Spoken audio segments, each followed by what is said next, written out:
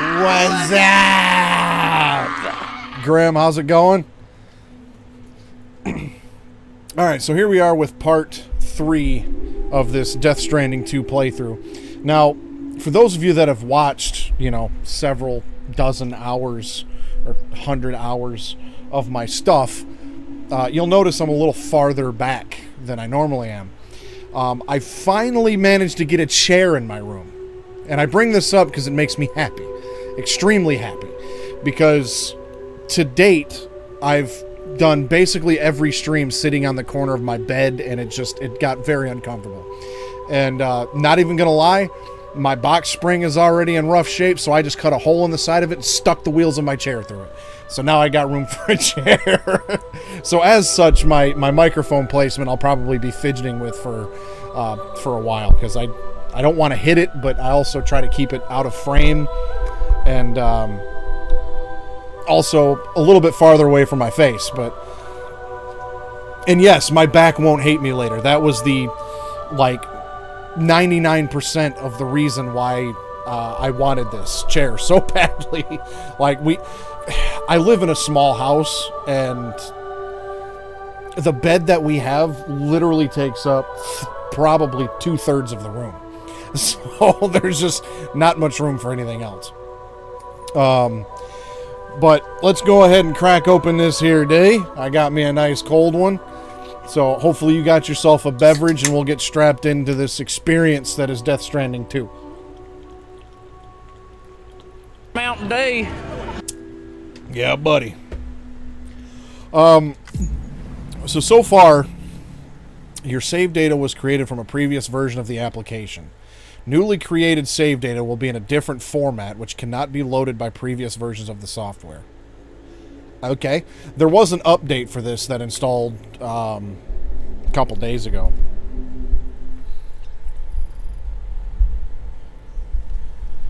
Okay. I don't want to talk to Dollman. I kind of hate Dollman, to be completely honest with you. I'm not a Dollman fan. Let's see. So where did I leave off?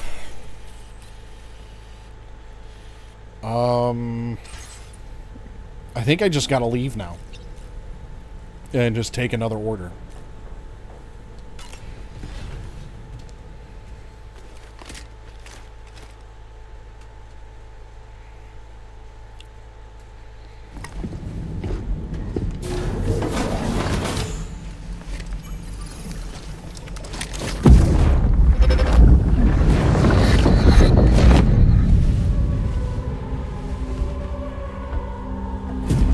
If you refuse, there will be severe repercussions.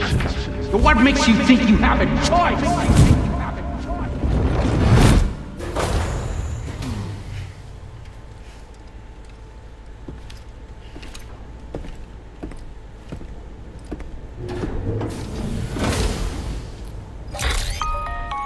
Exactly. Yeah, that's what my boss sounds like. It's Charlie. Another request is ready for you. You'll find it listed as a main order on the DHV Magellan's delivery terminal. Most of my supervisors and I don't have any issues because, well, I'm one of the few employees that I feel like actually does their job. But I had a supervisor come up to me probably a week or so ago, and he goes, "Hey, do you want to go over and do this?" And I was like, "Do I want to? No, but I'll head over there." We both got a good chuckle out of it. So Sam, Fragile is currently looking into Lou. Meanwhile, Tarman is conducting a separate investigation into the giant mech that attacked you earlier. For now, we would like you to focus on extending the network. Of course you would. That is a task only you can handle. But why, though? As the network grows in size, we will have much more information at our disposal to further our efforts. That said, you won't be able to proceed until the situation at West Fort Knott has been resolved. It appears that they're in dire need of additional supplies, to the point that they don't even have enough to prepare cargo for your next destination. This next order is intended to alleviate the situation. You're to restore the mine north of F1 and its monorail station to working order and link up West Fort Knott. After which, you'll deliver a large quantity of excavated materials from the mine to the settlement by rail. As this is a somewhat complicated order, I'll brief you on the details as you review the map. Anyway, I'd appreciate it if you could make this main order your top priority. This feels like another tutorial order. Like, I'm now like 6 to 7 hours into this game, and I still feel like I'm being taught how to play the game.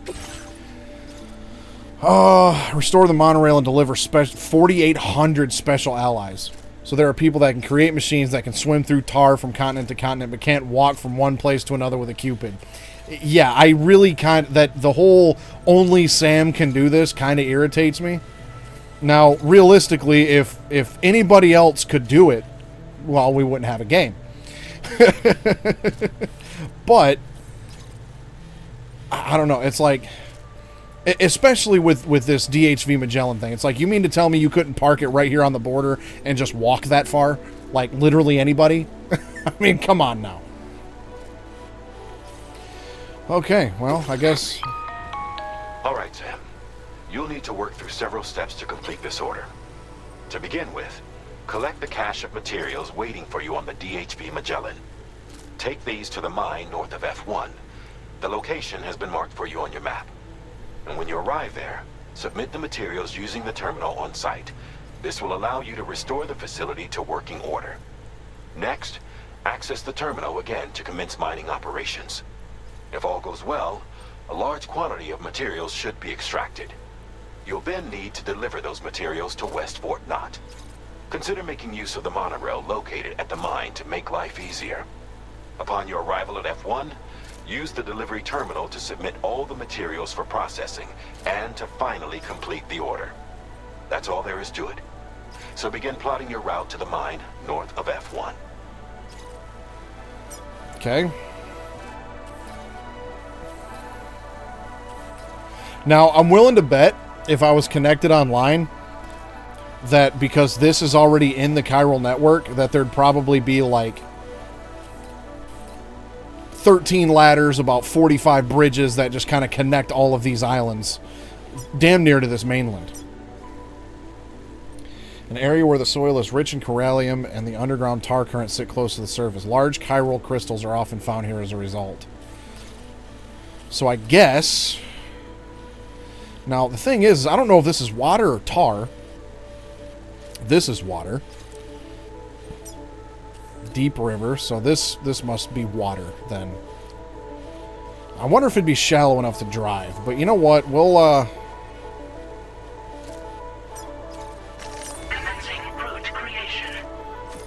we'll take the long way around. Just to be on the safe side.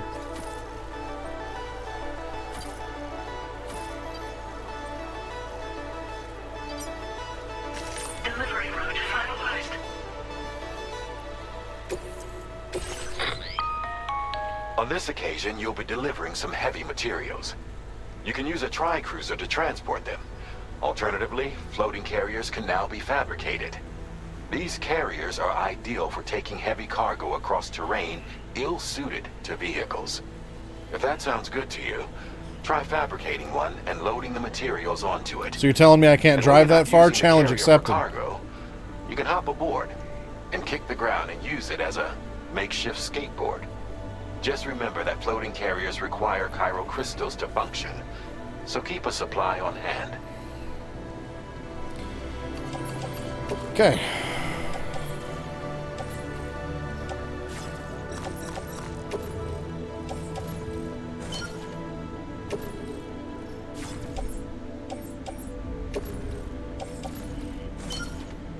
You don't know who you're messing with, man. I've got too much shit, though. So...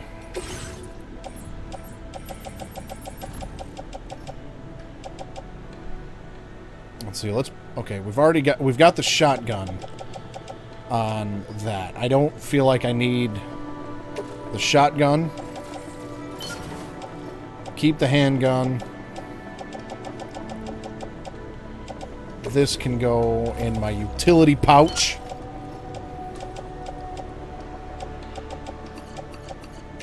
These can go in my utility pouch. Well, some of them can. Okay, we'll put that in my locker. Assault rifle, that can go on my tool rack. Actually, well, I don't feel like I'm going to need this either.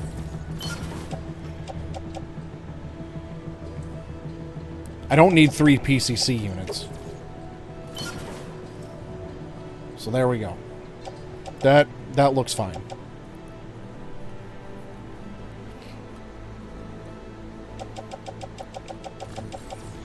Okay. Let's head out then. But yeah, at the end of the last stream, we got attacked by Higgs, a giant mech, and he said we don't know anything about loot. So there's something going on with that.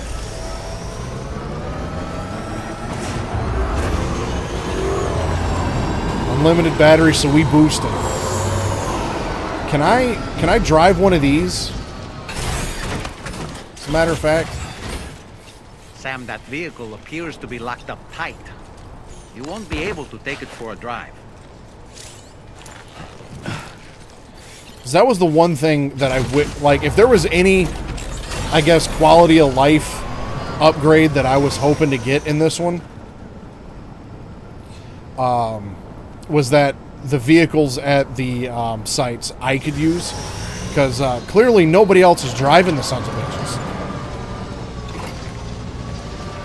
I know in the first one I got a timefall cover for it, but yeah, it'd be sweet to be able to do something else with it. Negative review on Steam. Can't make my backpack a Ninja Turtle shell.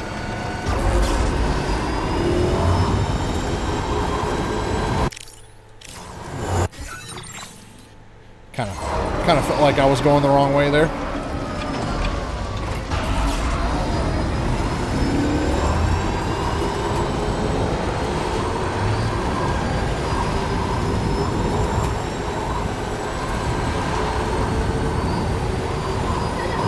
So Grim, can you still hear me just fine and through my mic? Because it's a little farther away from me than I normally have it. And but the level on OBS still looks fine. Sweet.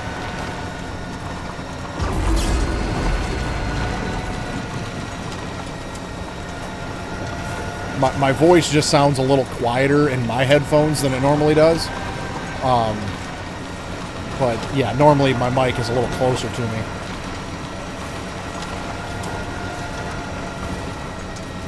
So at least we got part of this monorail system already built.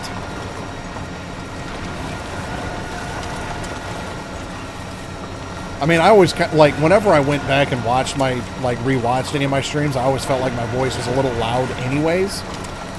But it sounded fine as I did it, so I figured a little quieter wouldn't hurt.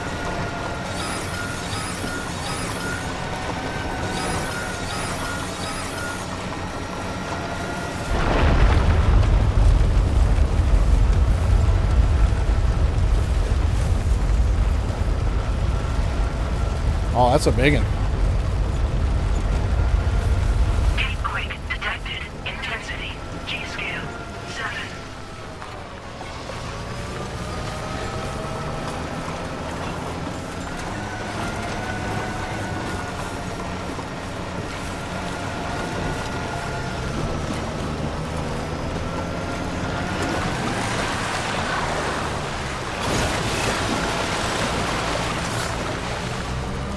I like how the tires look like paddle boats, like a paddle boat wheel when you go through water.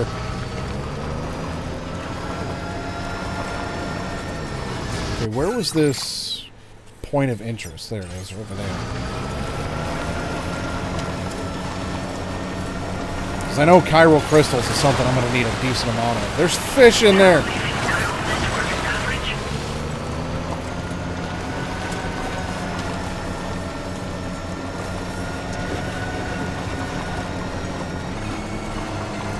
I would guess so, but it might not destroy them, but maybe it'd be one of them things where, like, it affects the durability and maybe it'll break because of that.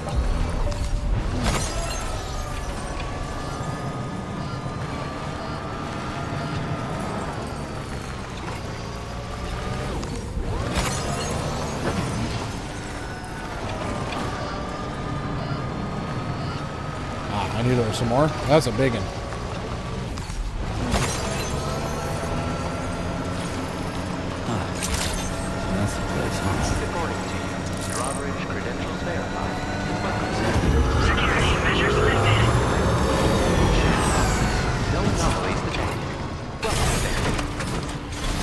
I got your stuff.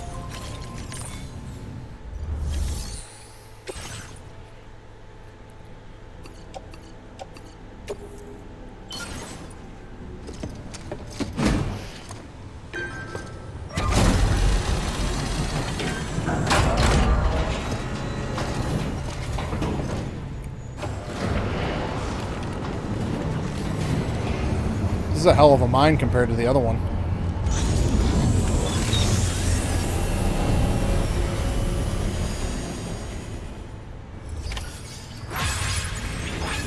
Well done, Sam. I've never seen a working monorail before. Think of all the stuff it could carry. All right then, why don't we extract some materials? You know, I feel like I should have left my... now that I think about it, I feel like I should have left my Tri-Cruiser where it was at. Because I planned on taking the monorail system back. So I'm going to have to leave my Tri-Cruiser here. I do have this one over here still.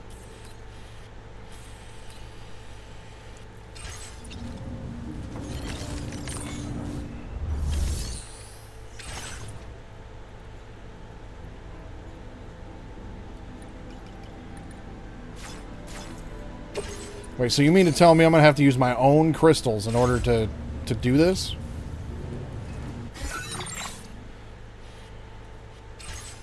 Well, let's head outside and gather some more then. Because that's not one thing they gave me was crystals.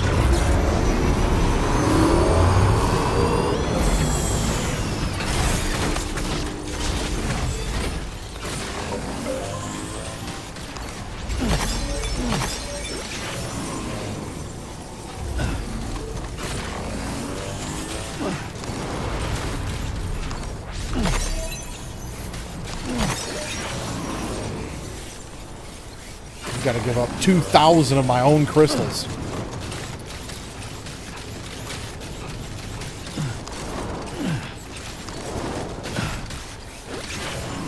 I think Sam missed his calling. He should have been an Olympic long jumper.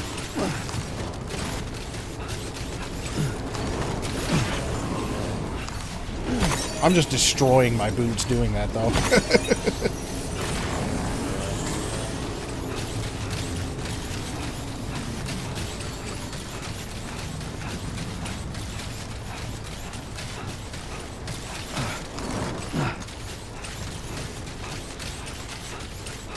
Alright, doesn't look like there's any more in the immediate vicinity.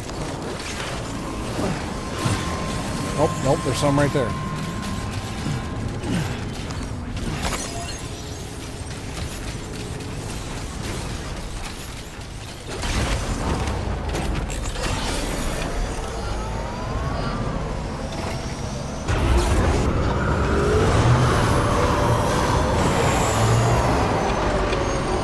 Well, I guess we'll store this here, maybe, if I can. Or am I going to have to come back for it?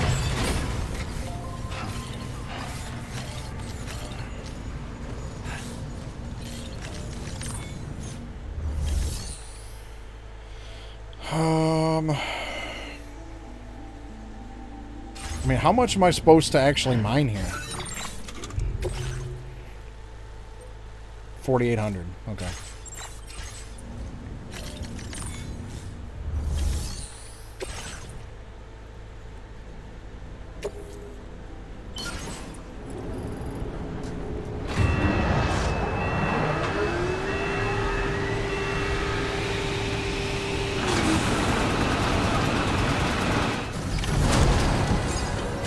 Damn.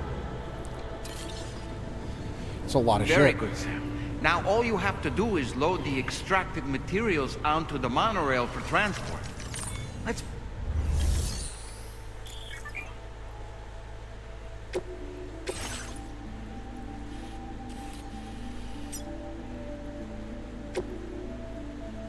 Oh, I can load my vehicle too? Lit.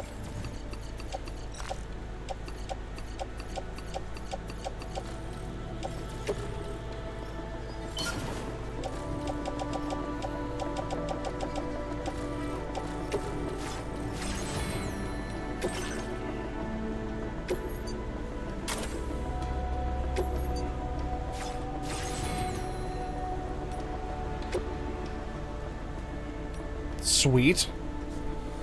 It's nice that I can take my vehicle with me. Okay. Let's go then.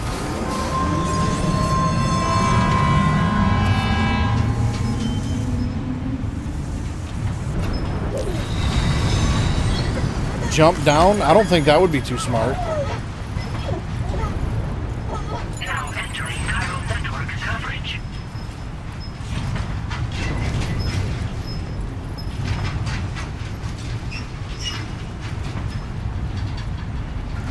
I'm sure somewhere somebody's foaming at the mouth because you can't just skip to the next location. This is fast travel without the fast part.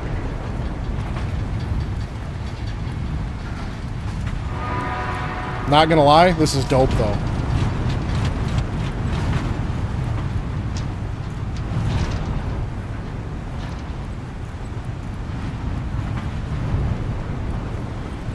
Yeah, I don't think this is OSHA approved. But then again, like, let's be honest, 90% of what we're doing is not OSHA approved.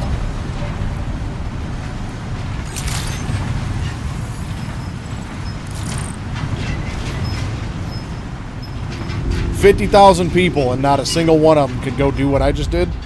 Come on now, make it make sense.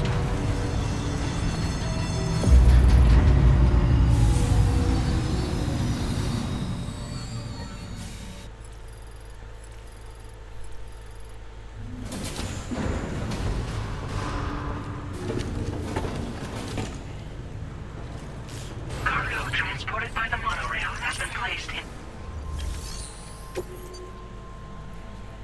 Private locker contains cargo designated for delivery. Yes.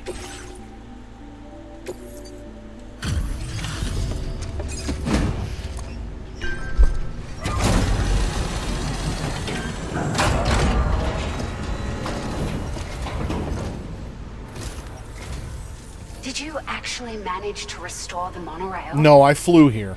Awesome. With it back up and running, you'll be able to transport materials from the mines. Right. Sorry. Let's take a look at these materials you brought.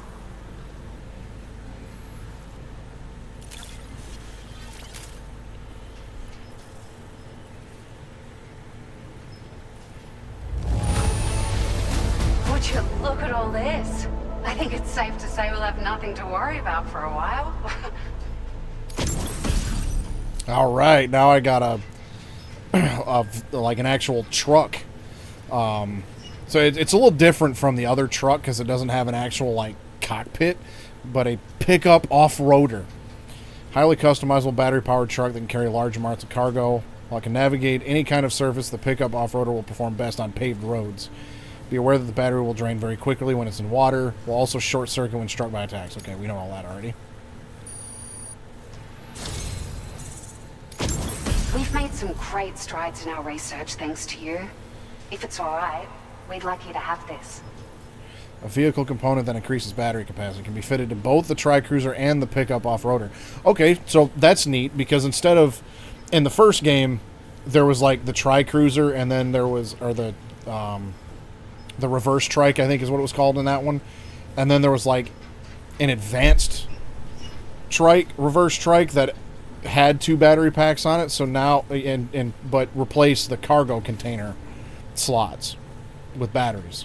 So this looks like you have the ability to craft them, put them on, or take them off when you want. That's a nice upgrade.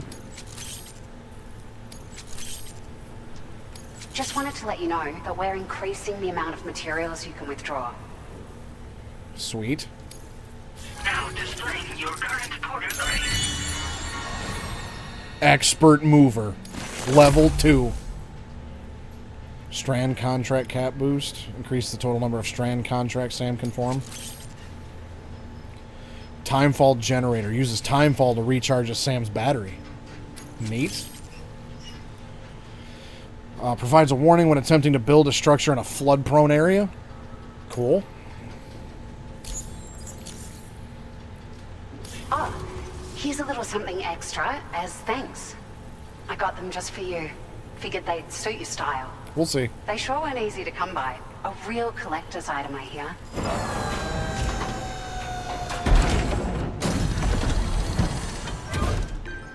Sunglasses. I already have sunglasses. Sunglasses released as part of the Gentle Monster 2024 collection.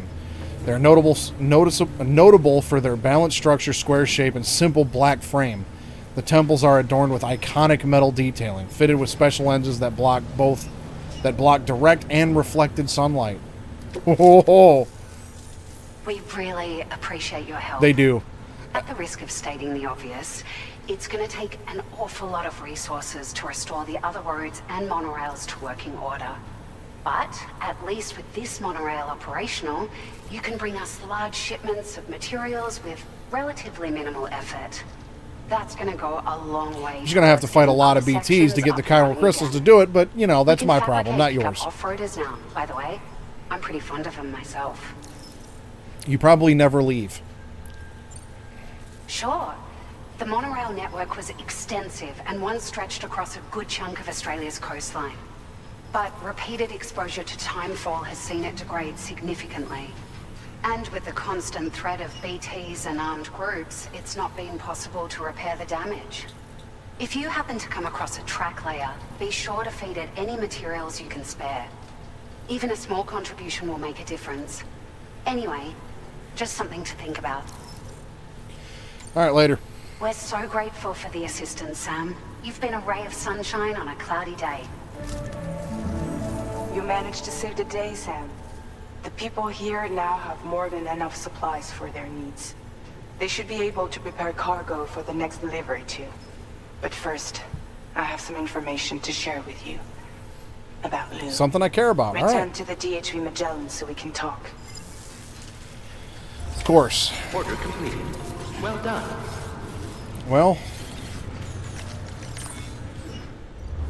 let's go ahead and fabricate ourselves a new vehicle. Vehicle customization services now available.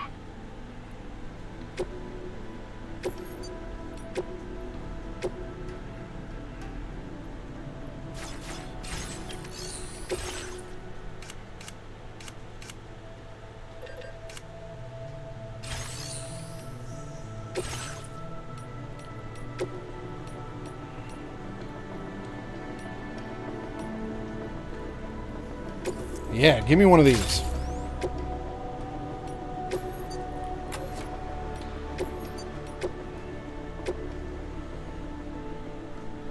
This looks like it's got 6 battery slots.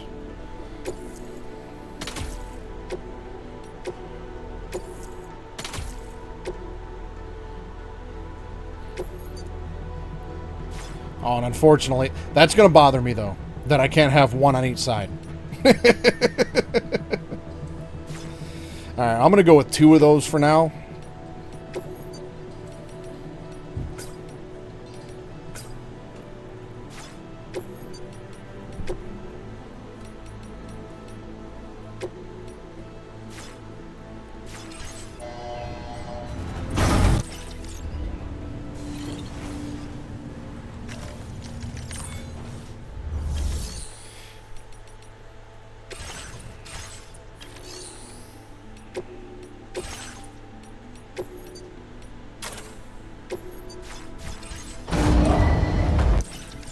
Now, to be fair, the glasses that they gave me do look better than the ones that I have.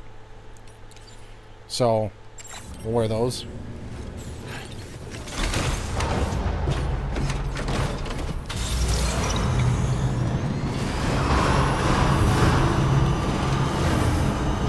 Oh, I got a drift button?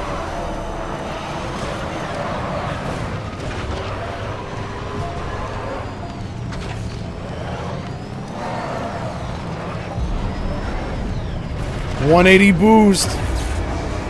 Yeah, buddy. Well, that's neat. Why can't it go down to get in it? He's got to climb up the side. Negative review on Steam. Okay, so I got to go back to the bridge.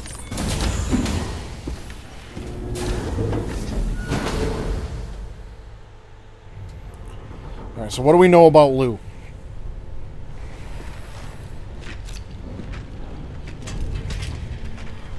Hey, Sam. Hey, Dollman, why don't you hang How's out it for a while? have updates for you, if you have time. I take it you've learned more about Lou? We followed up on the message Deadman left for you at the lab. About how there was another BB-28, not Lou, who, according to the records, was decommissioned 4 years ago. The first time you and Lou met was about 2 years ago now, when you were entrusted with the BB previously issued to Bridges Corp's disposal.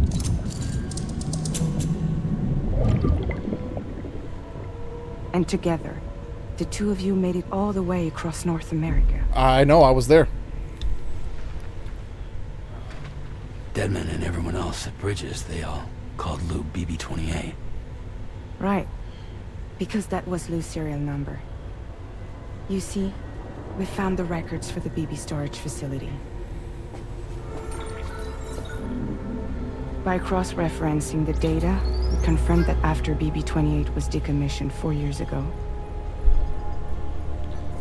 Lou was assigned the same designation and placed into storage. So what you're telling me is that instead of getting a new serial number, Lou inherited an old one? As for Lou's mother, following the C-section, it seems she passed away. And that pretty much is the extent of our recent discoveries. I kind of feel like we could have assumed that. Without a still mother to provide support, it makes sense that Lou was kept in reserve.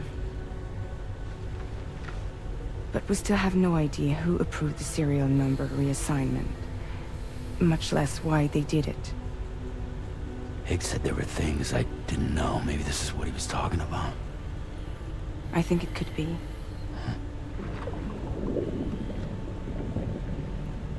I want to know everything about Lou. You're playing his game, Sam. Chasing after the past is what Higgs wants you to do. And I wanted you to kill his ass, but you didn't do that either. I need to know where Lou came from. I have to know. If you're sure, Sam, I'll keep digging. In the meantime, you should get glasses plenty look of like rest shit. before your next mission. Like, those lenses look messed up, dude. I mean, I could see how, I guess, depending on, you know, how long Higgs was stranded on the beach. Because supposedly, all of this data, you know, is transferred to and from the beach, right? Or it transferred through the beach, rather. So I could see how Higgs could learn some shit during his time on the beach. Well, Sam's going to sleep. Something's going to happen.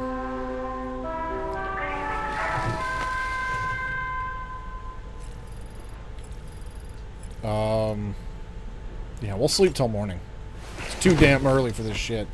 It ain't daytime yet. Sam,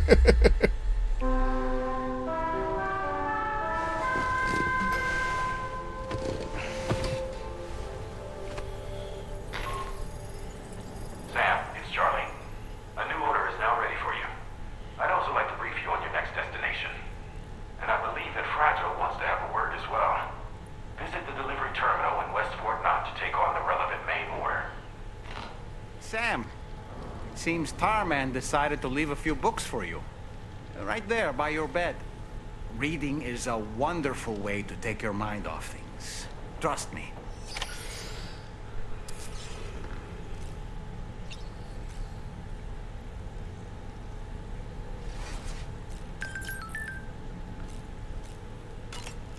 Well, what did he leave me for books? Moby Dick.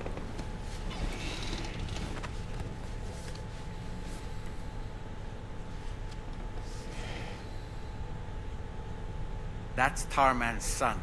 He must have placed a photograph in here for safekeeping.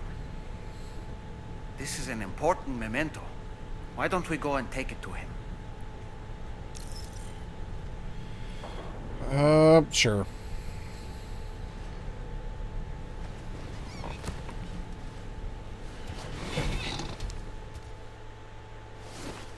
Now, the story, or Moby Dick in general, has been referenced in a lot of Hideo Kojima stuff, so book. makes sense. Is this your son?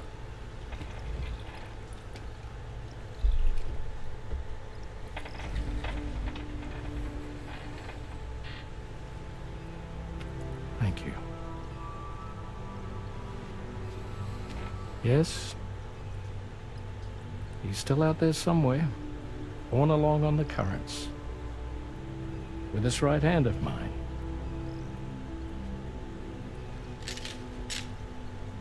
It's due to my connection with said missing piece that I can read the movements of the tar. Something akin to a phantom pain. You want to hear the story? Sure. I was both a medical doctor and a geophysics researcher once upon a time. In those days, the tar currents were a key focus of mine. This ship was originally built to facilitate my studies, in fact. The deep tar hunting vessel Magellan, we named her. A ship perfectly suited to pursuing the creatures that thrive in the tar's depths. Another avenue of research, you might say. We called them chiral mammals, for lack of a better name. Seemed like the closest fit. Reckoned if we caught one, we could figure out all the mysteries. The tar, the tides, hell, maybe even the stranding. Whoa, she's a big one. Dip yourself in, son. Tar's looking calm. I'll be fine, Pop. Except I got a feeling he's going to be not fine. You seeing this?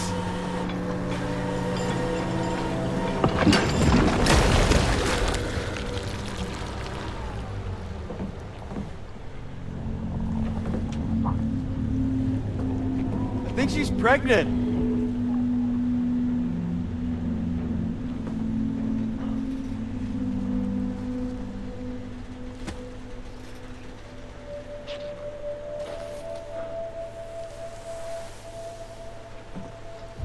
Hey, Pop.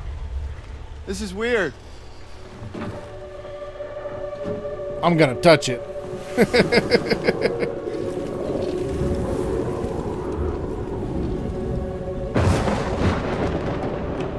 Oh, that pissed it off all right. Stop!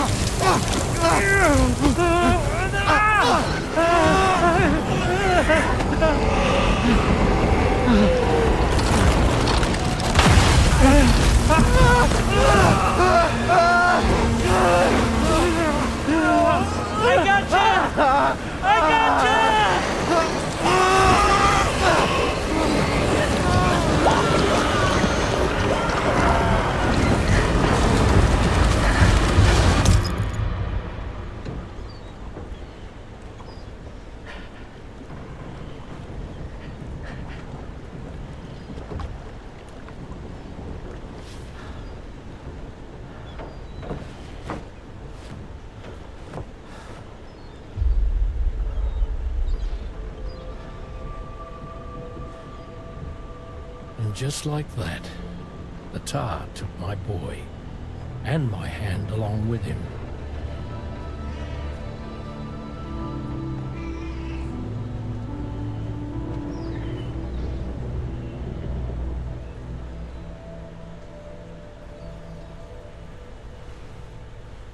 At first, I thought this little guy was my son reborn. If I may ask a question, the hunters that attacked you after you caught the chiral mammal, are you sure they came from within the creature's womb? Yes. That said, I'm not of the opinion that the hunters were its offspring. Its womb merely served as a gateway to the other side. Indeed. The tar and the beach are connected.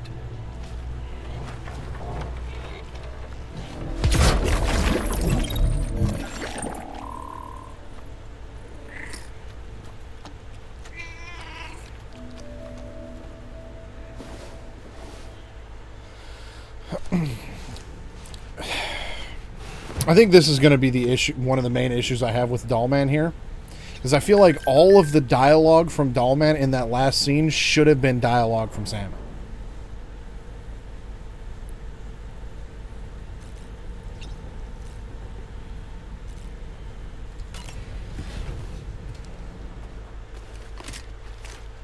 Like, sure, I suppose maybe you can just have Sam sit there and listen. What's up? How's it going, Lark? Thanks for stopping by. The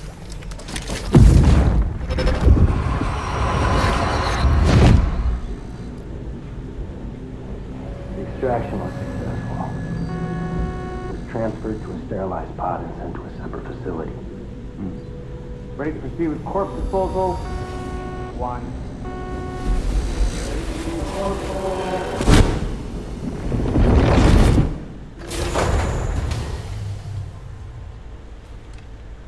Yeah, things got situated a little earlier than normal, and I had the time, so I got started a little early.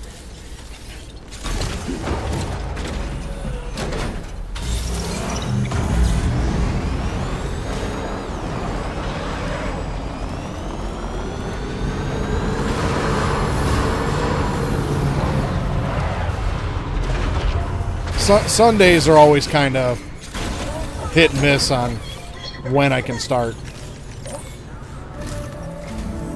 Sam, your next destination is the Northern Environmental Observatory. Like its western counterpart, this observatory is a critical facility that will help us to monitor the changes taking place in the Australian environment. To bring it online, you'll have to navigate the canyon to the northeast of your current position.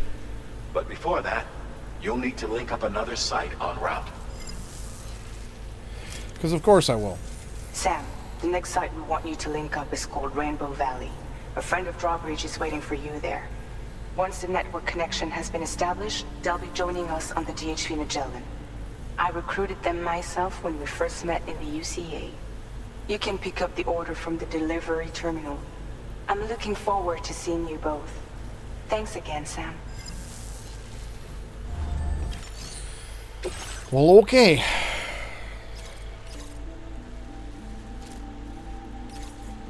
Deliver all terraforming equipment to Rainbow Valley.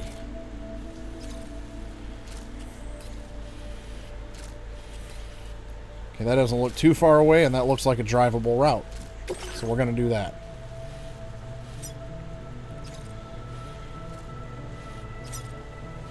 Commencing route creation.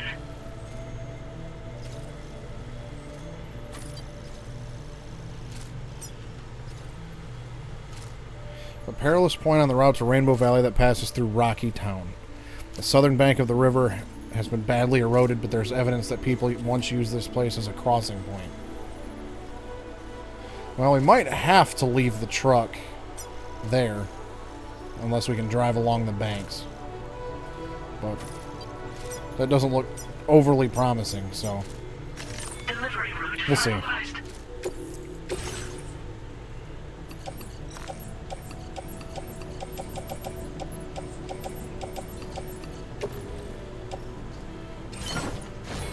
Put that on our truck and get going. Order accepted. Thank you. Oh, if you approach the vehicle from the front, it goes down. Or maybe if you exit it first, it stays down? No. No. Okay, so I guess that's kind of neat, depending on where you approach it. Depends on how he gets on.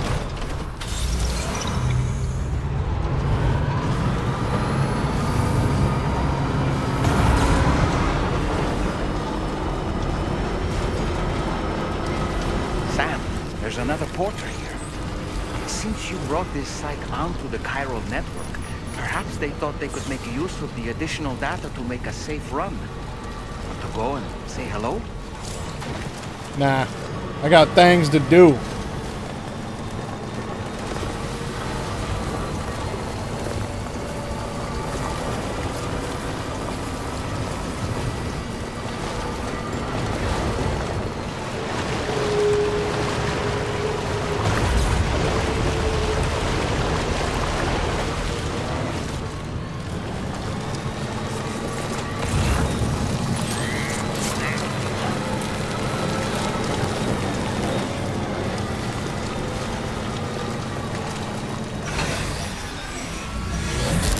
And of course, we got BTs. I didn't think this was a BT area. Oh, I guess it is. There it is.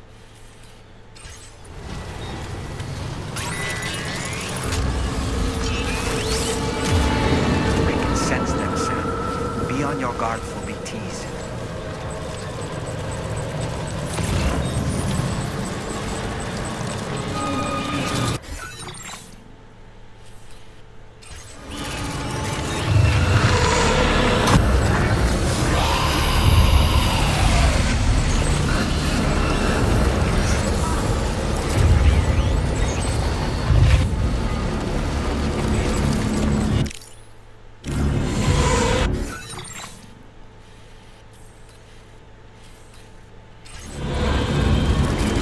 I couldn't tell if that was water or not for a minute.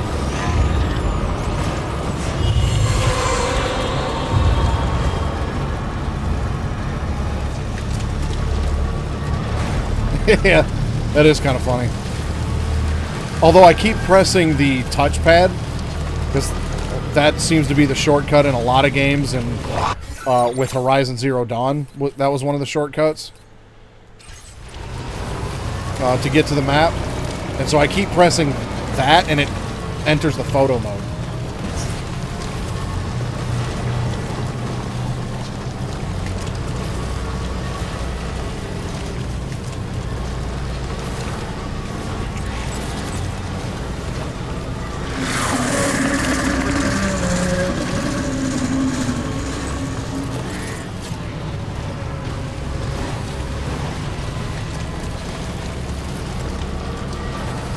Alright, made it through the BT area.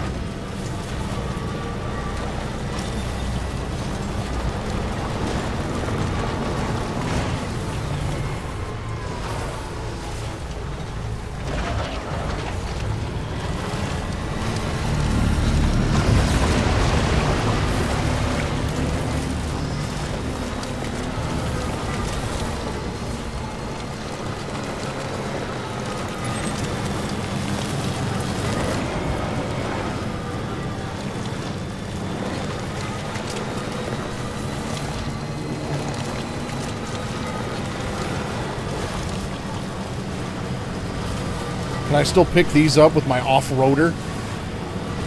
Nope, only on the Tri-Cruiser can you pick up stuff without getting off.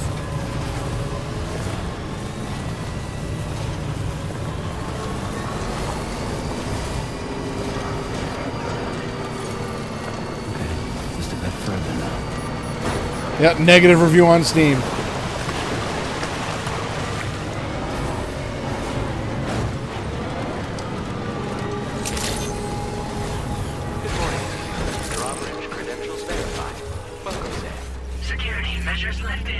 Should be a grappling hook. That's right. I can make a better game than Kojima because you thought of that. Swear, that's what a lot of reviews are, dude. Like, there was one game that I got into quite a bit, and me and my son played quite a bit, was Icarus, a survival game. And there were people, like, writing college theses about how to make this game better. And does this mean the drawbridge has finally come to the valley? Oh, thank you. I'm glad you could make it. It's an honor to welcome you here. Living legend like yourself, Sam.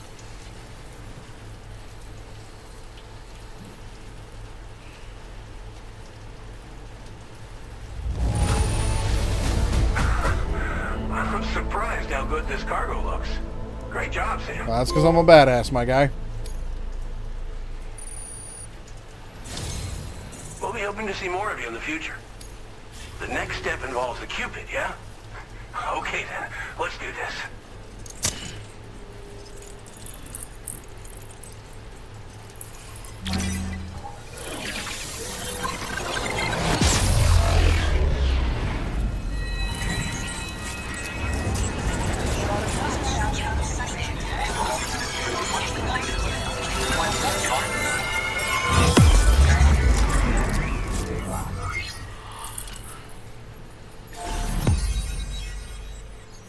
All right, there's one more.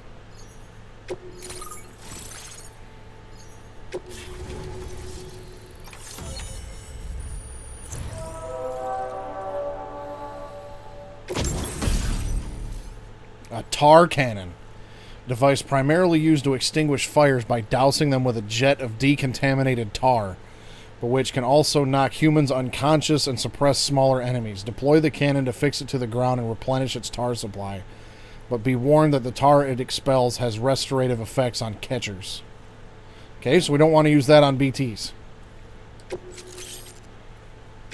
Now displaying your current porter grade.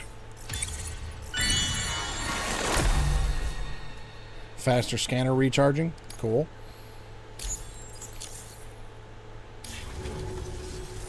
The connection looks strong and steady to me. That cargo you brought along is going to make a world of difference, too. It'll allow us to proceed with our terraforming initiative. Hopefully no more towns will have to suffer the fate of the one down below us. Oh, we've shared our tar cannon data with everyone, by the way. I suspect you'll find it useful in your own work. Try it out. See if it suits your needs. Okay, you got me interested with the town down below.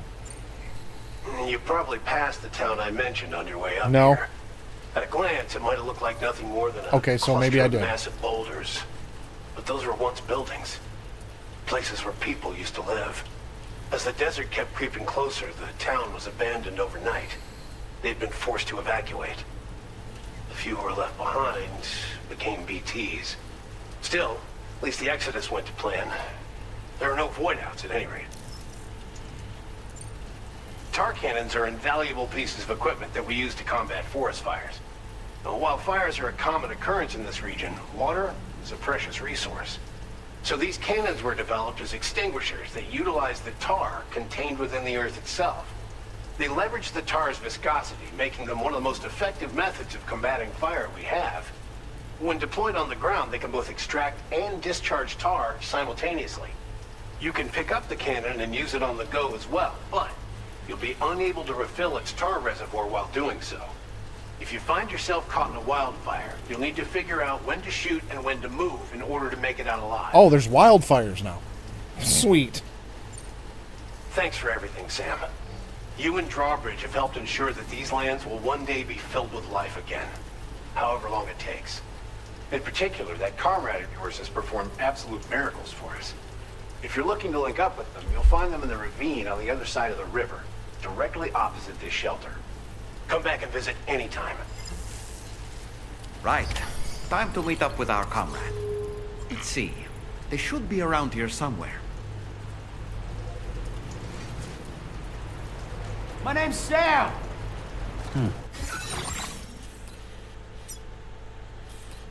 I have a comrade.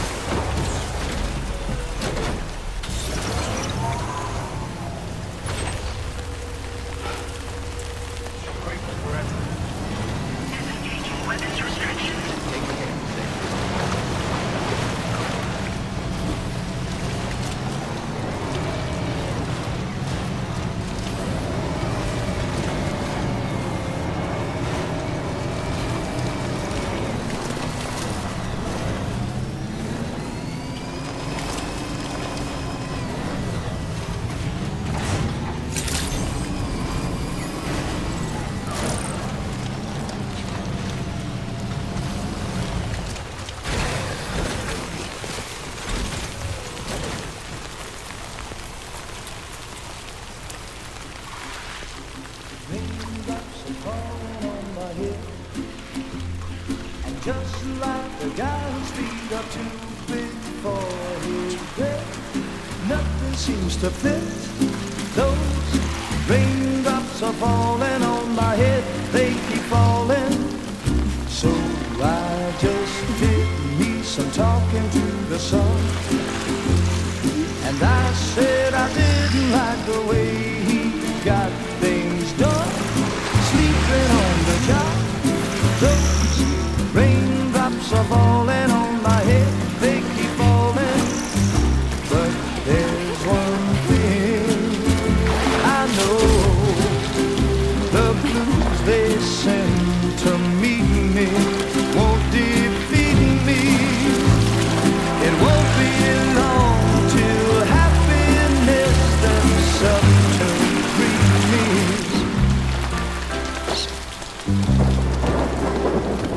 Raindrops falling on my head, but that doesn't mean my eyes will soon be turning red. Crying is not for me, 'cause I'm never gonna stop the rain by complaining, because I'm free. Nothing's worrying me. You think I spooked her? I really couldn't say. I certainly haven't ever seen her dance like that before. It won't be long till happiness steps up to greet me.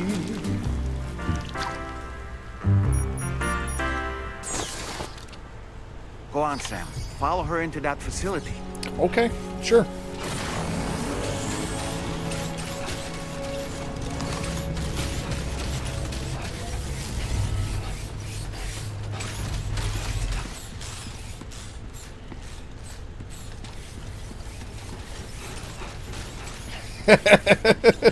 Came back at a good time, because I think we're all wondering, what the fuck?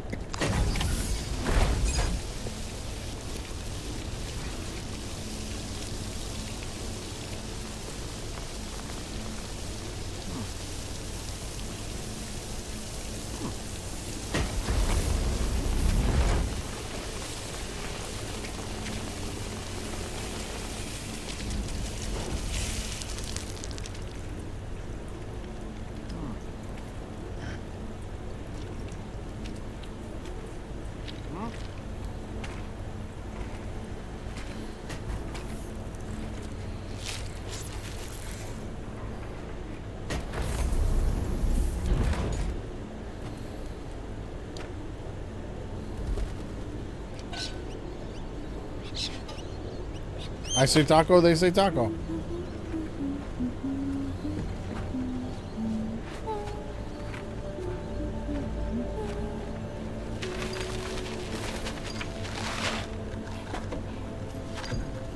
Yeah, it's like his frame rate is like half a frame per second.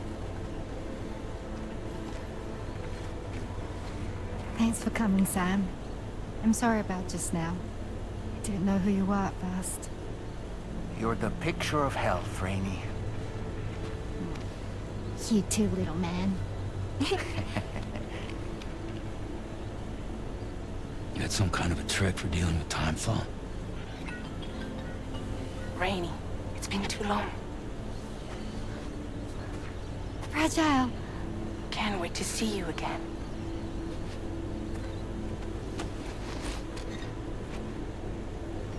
What are we waiting for, Sam? Let's head to the DHV Magellan.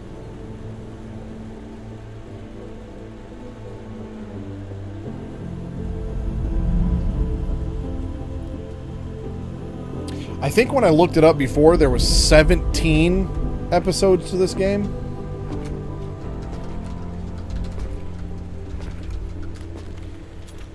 Yeah, 17. Fragile. Hi. Hi.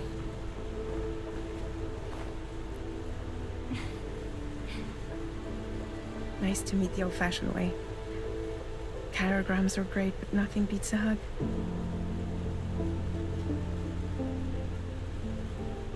Well, I'm sure you already know. This is Rainey. She's a good friend of the cause. It really is a pleasure to meet you, Sam. Nice to meet you, too. Glad to see you in good health. And it's so good to see you all again.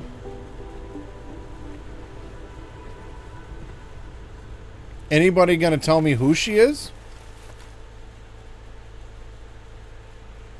Or what the deal is with the rain? No, okay, I guess not. I don't know, maybe Dollman will tell me. Maybe Dollman will ask the questions.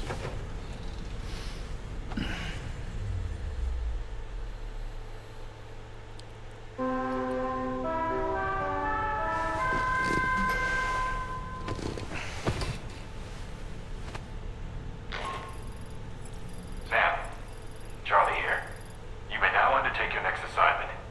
You can find the relevant main order by accessing the delivery terminal in Rainbow Valley. Y'all better have my truck. I'm still gonna call it a truck.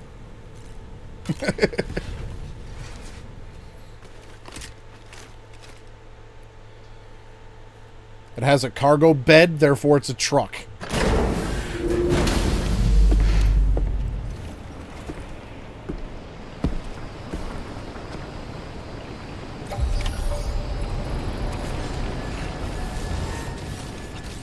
Well, might as well repair it while we're here.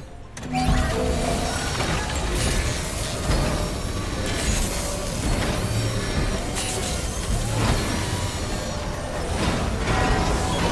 nice repair job. She's practically sparkling.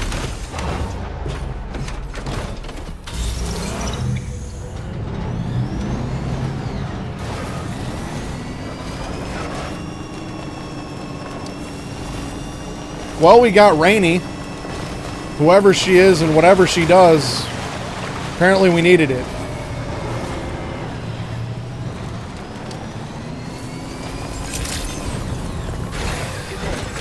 Weapons detected. Be advised that usage is restricted inside facility grounds.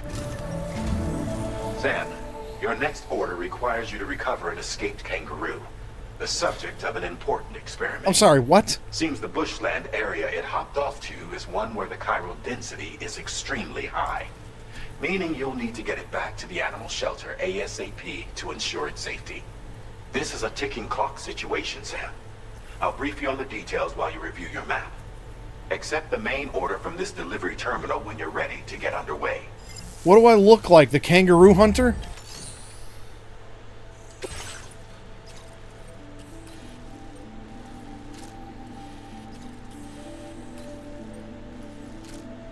Got no info, no idea who this person is and why, no idea how she revives things. Now a kangaroo. Best Kojima writing since MGS3. Yeah, some detail would have been great after all of that, but alright, fine.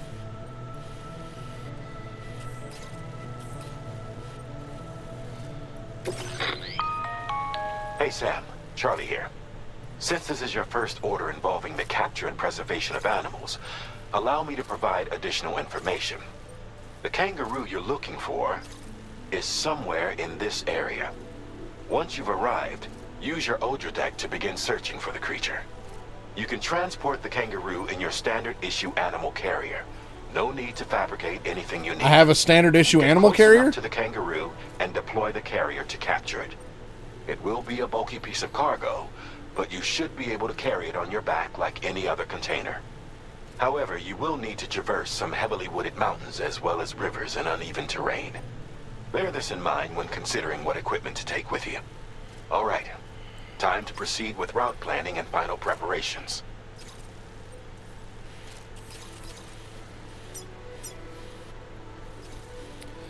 Yeah, I feel like driving this might not be what I want to do right now. This might be an on-the-foot mission, because this doesn't look drivable friendly. So I guess what we'll do is we'll head back to the Magellan, store the vehicle, and then go for a stroll. Now, I did see... Let's see, we've got...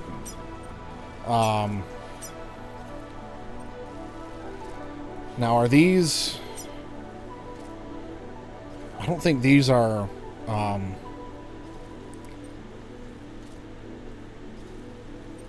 you know, like enemy areas.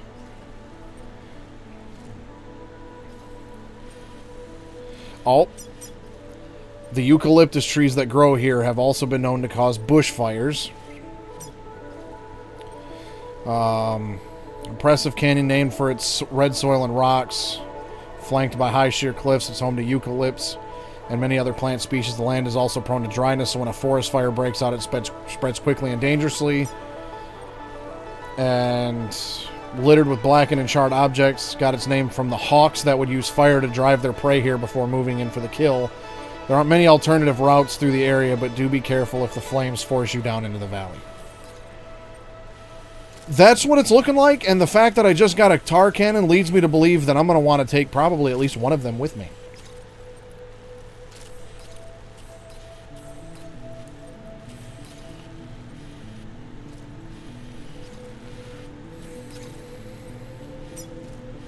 Commencing route creation.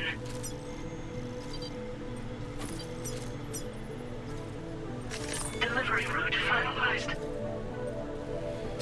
Okay, then. Well, give me one of these.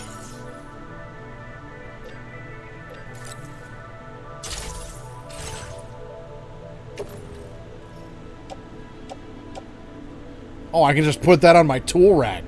All right.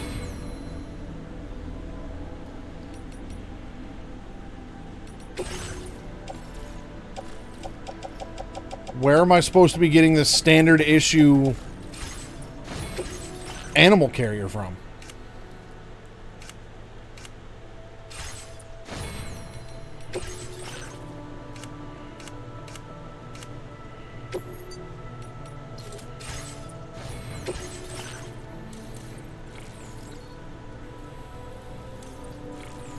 Flood warnings, timefall generator.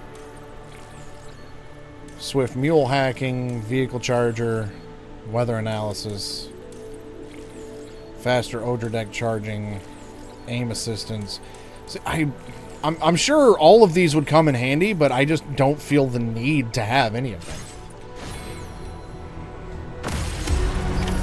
Order accepted. Thank you.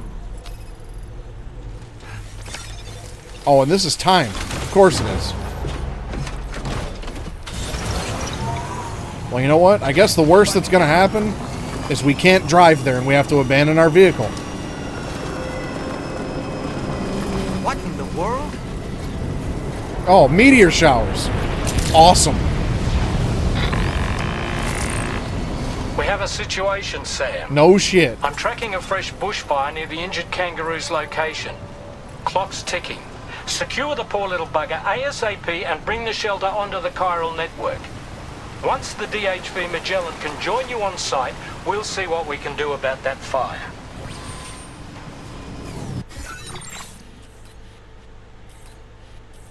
Oh boy.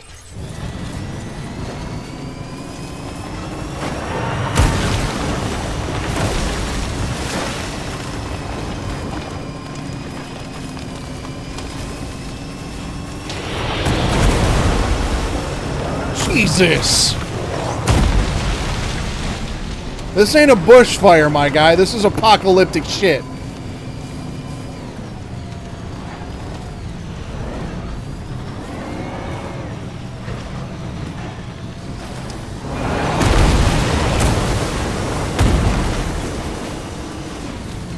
Hey, Sam, over there. I see the kangaroo. Get close enough to put it in an animal carrier for transport. I don't have one.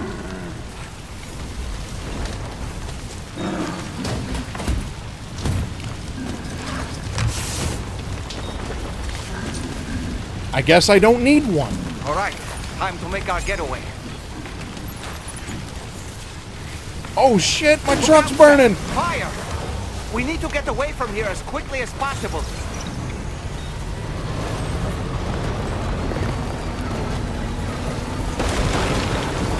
Notice how I endangered the life of the kangaroo to save my truck. We could get trapped here by the bushfire. Let's keep moving to ensure that doesn't happen.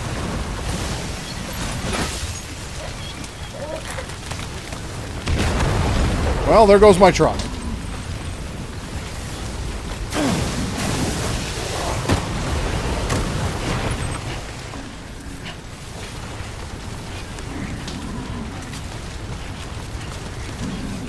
Just boxed up a kangaroo like a large pizza.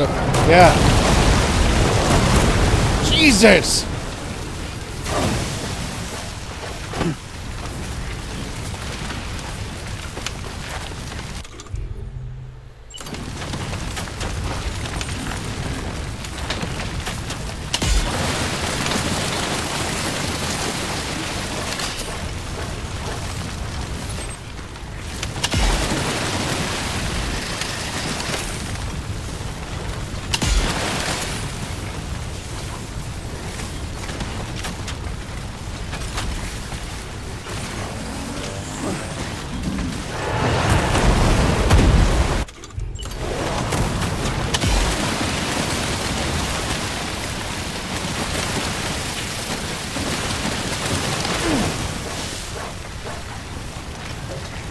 Not only do we have Kangaroo Hunter Sam Porter, we've got Firefighter Sam Porter.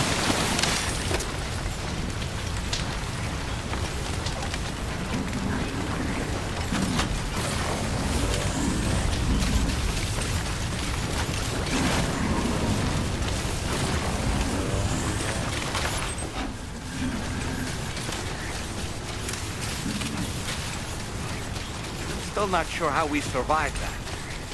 Anyway, we have a Cupid to connect, right? Yeah, let's just not question a meteor shower.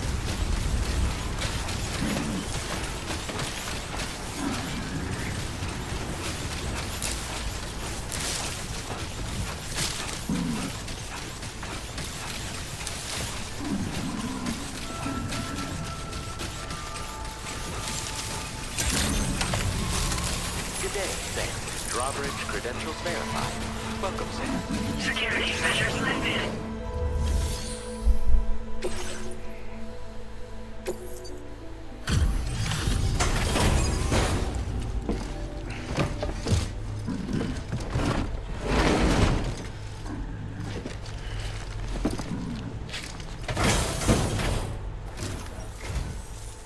Well, that was fun. You must be Sam. We've heard all about you from your friends at Drawbridge. Go ahead and connect us to the chiral network.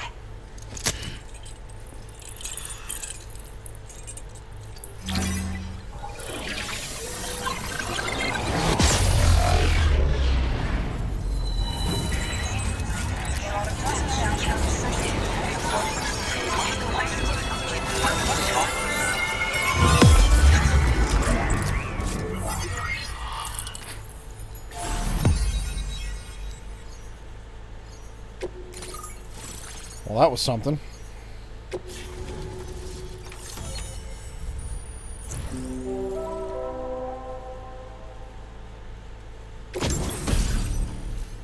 Decoy hollow grenade.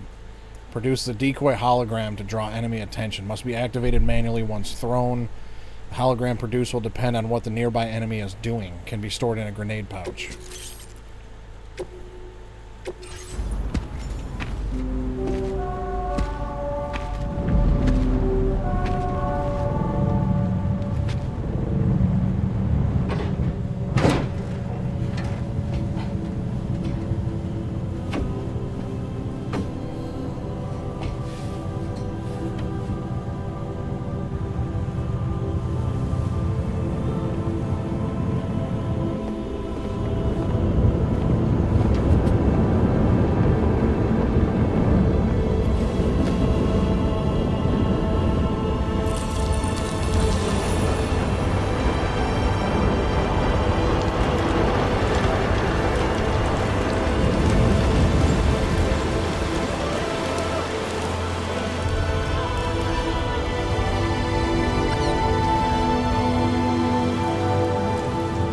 Thank you, Sam.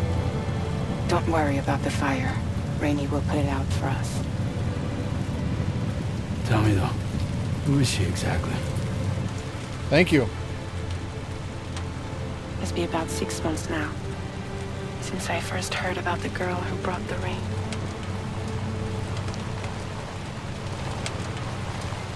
that still tells me nothing. Whenever I stepped outside, the timefall came. There was nothing that I could do to make it stop. And they hated me for it. Including my parents, who told me to leave. I was the witch who brought the timefall. A monster to be locked up in a cage. A few even tried to burn me alive. The most dedicated witch hunters.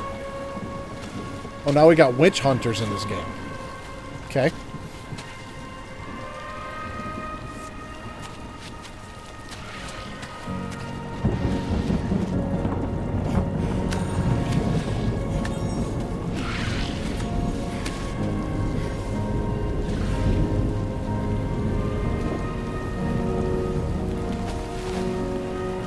So I struck out on my own. I was alone for so long.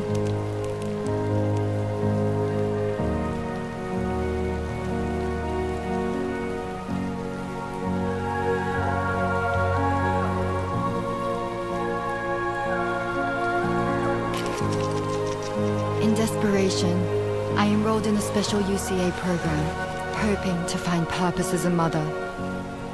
Hi there. You're safe.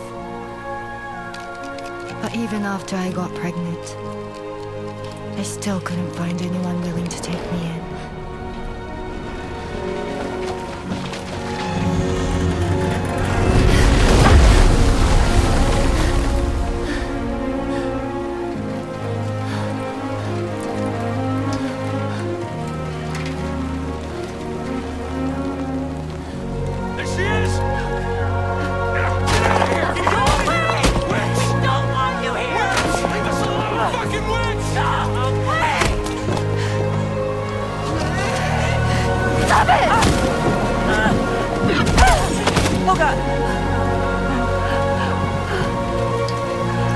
I'm sorry. No, you're not. No. We need to leave right now. Please. God, get out of here!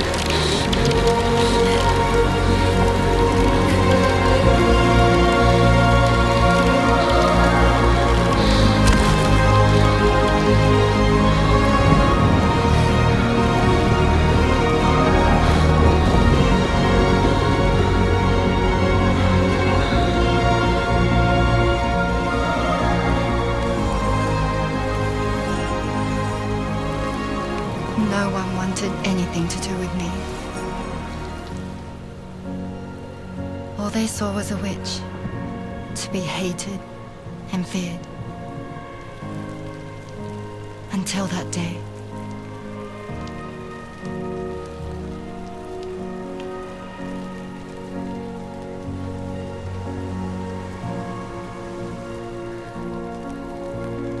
I'm so sorry. Hey there. You're Rainey, aren't you? Who's asking? Someone who's been looking for you. For you and your power. You want my power? Why? You're a pharmacon. Medicine that can harm, poison that can heal. It's all in how you use it. Want to come work for me?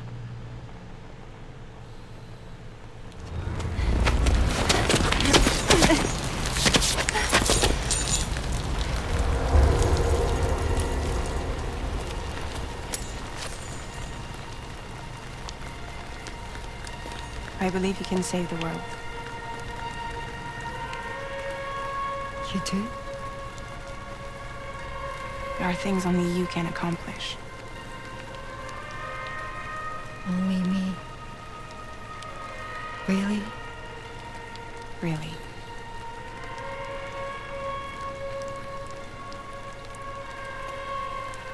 My name's Fragile. And I'm happy we could finally meet.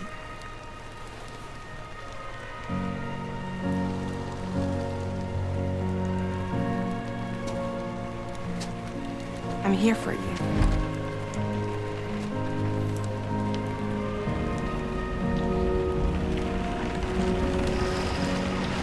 For both of you. I'll be your umbrella. And together we'll show the world the hope in your reign.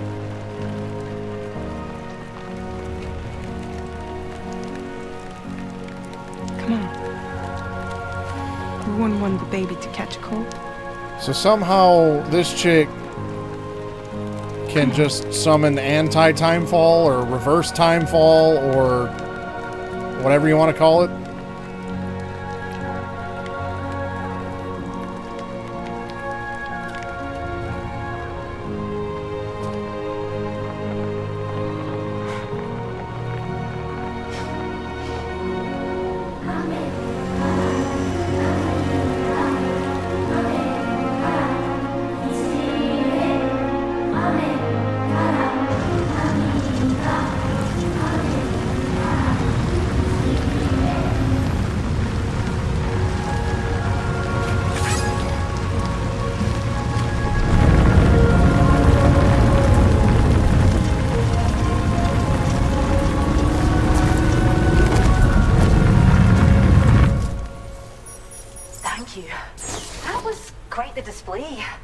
Drawbridge is even more amazing than we'd heard.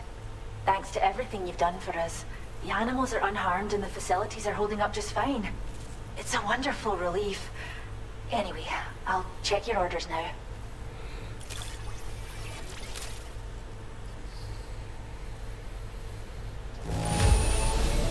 The kangaroo seems to be good and healthy. Really? Nothing to worry about. 5% or less. Did nobody else see the fucking meteors? I don't know.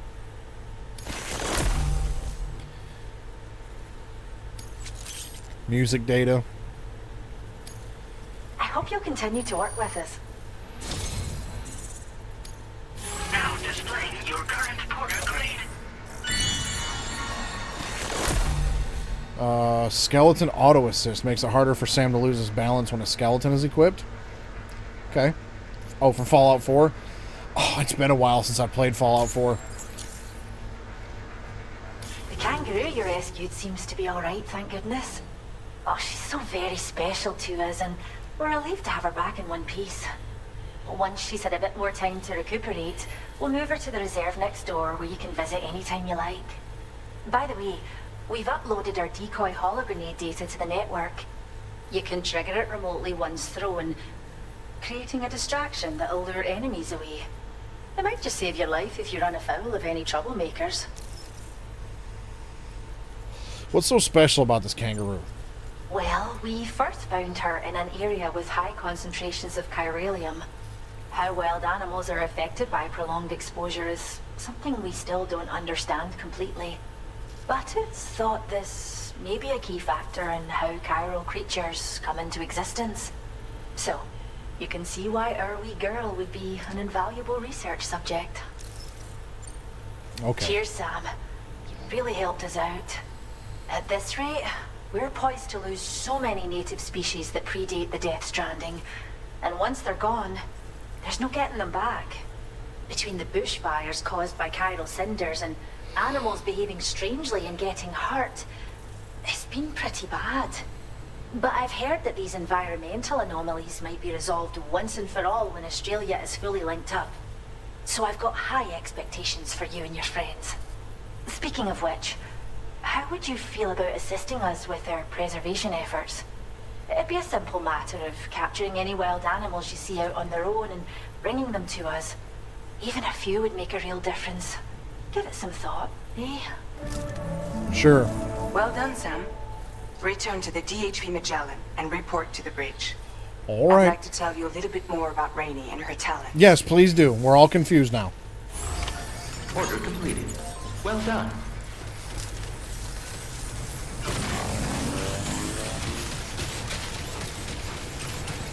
Disengaging weapons restrictions. Take care, Sam.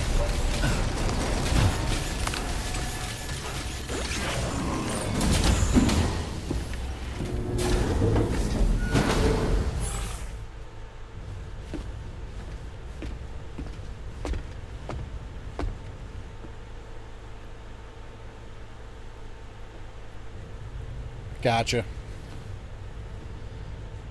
When she's outside, Rainey's constantly surrounded by timefall.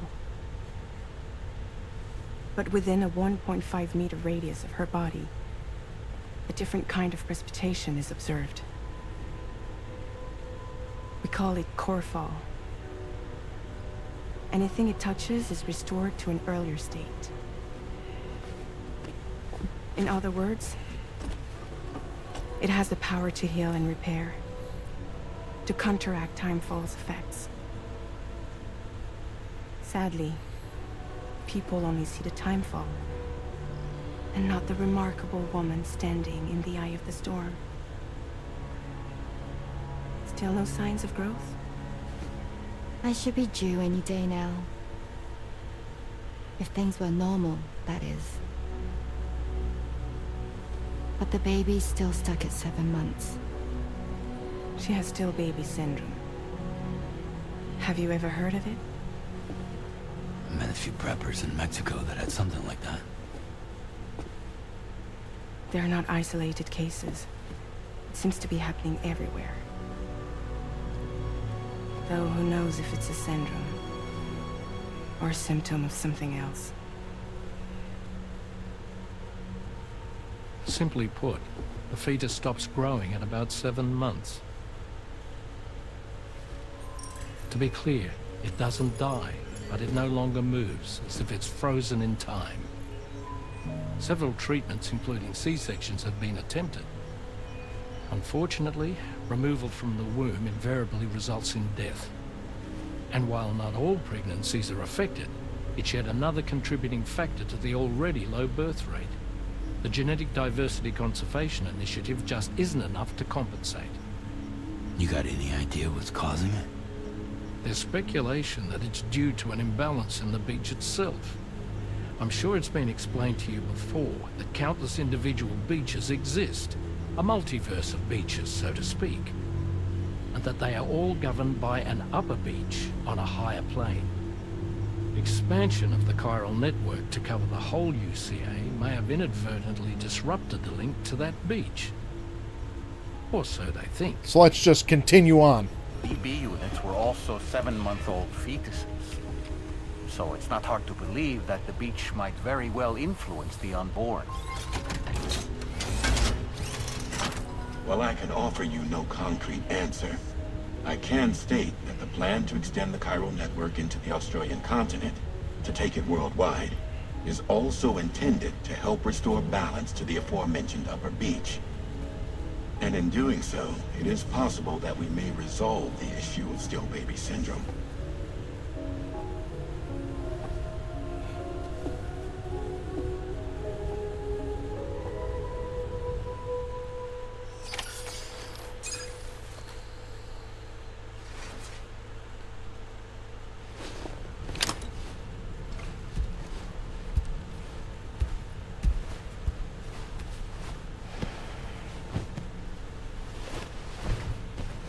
I'm not going to ask any more questions.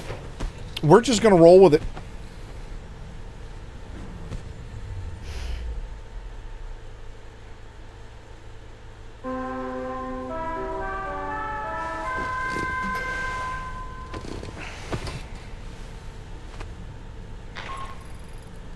Sam, it's Charlie. You'll be happy to hear that a request has come in which will take you to your next destination. Unfortunately, no nearby facilities have the capacity to prepare the cargo. So it's going to be a long-distance delivery from West Fort Knott instead. Moreover, this request requires you to transport a large quantity of cargo. Careful consideration will need to be given to your route and your means of traversing it. You'll also need to think about what equipment you might need. Only then should you commit to a plan of action. Access the delivery terminal at West Fort Knott to pick up this main order. Oh, and the DHB Magellan can take you there, if need be. Just open your ring terminal and select chart course to request I transport. mean, might as well use this fast travel option if we got it, right?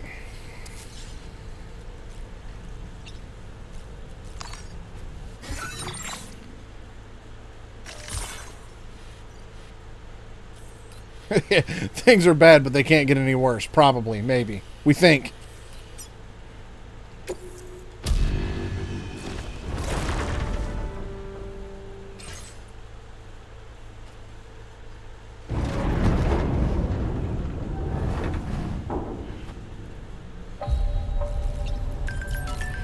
Well, since I lost my truck in a damn meteor shower, let me go get another one. I had 2 extra batteries on that thing, too. Why can't we send Rainey to go out there and restore the charred remains of my truck?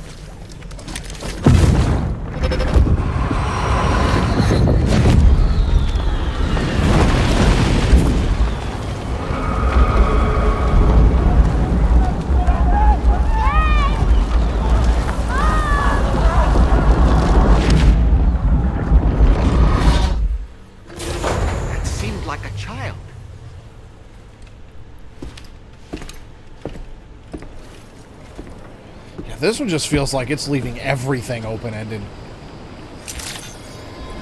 But then again, the first one also did take quite a while to really start giving us any real answers about anything. So, it's one of them things you just got to be in for the ride. Well, the whole ride, I guess.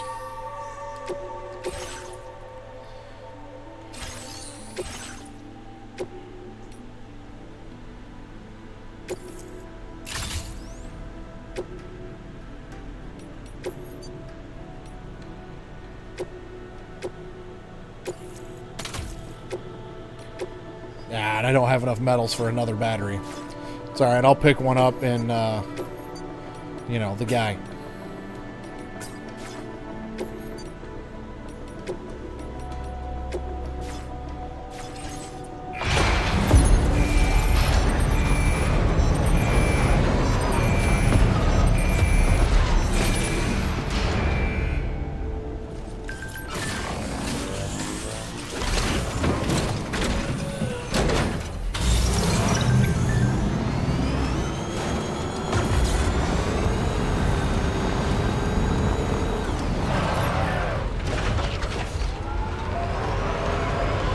Forgot that the entrance was right outside the door.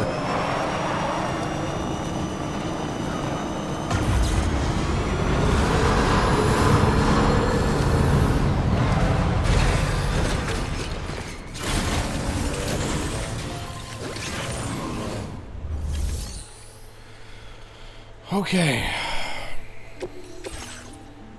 Give me another battery.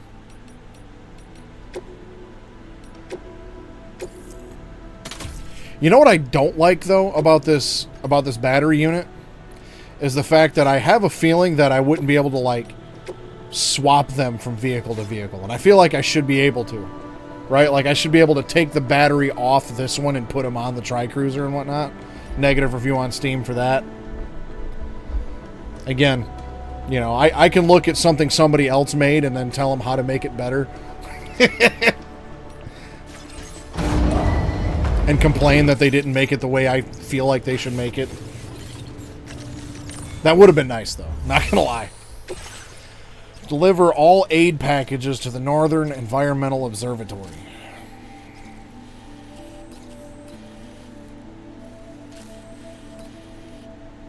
What the hell is that? Okay, so...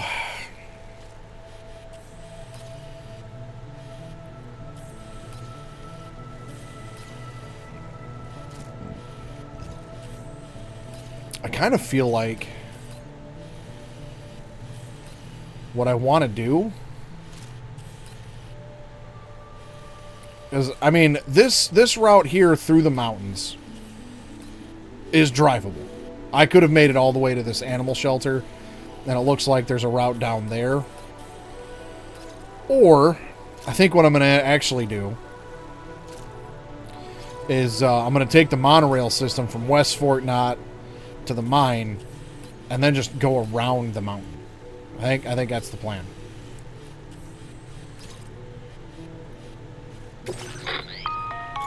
Sam, it's Charlie. I'm pleased to inform you that you can now use the map on your ring terminal to check the weather forecast. We utilize information provided by Rainey, as well as local historical data, to make predictions. Take them into consideration when plotting your routes. Cool.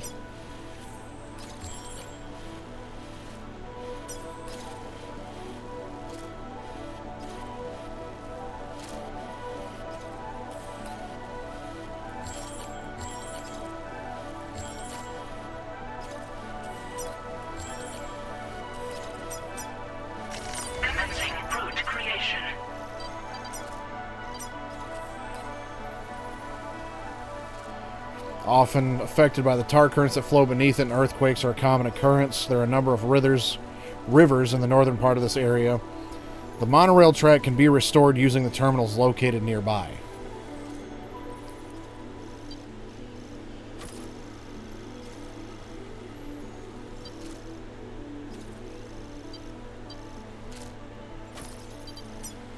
Armed hostiles. Alright.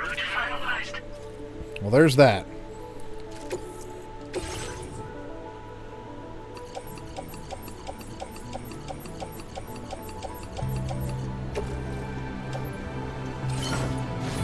Load that up in there. And I think I've only got one PCC unit on me right now.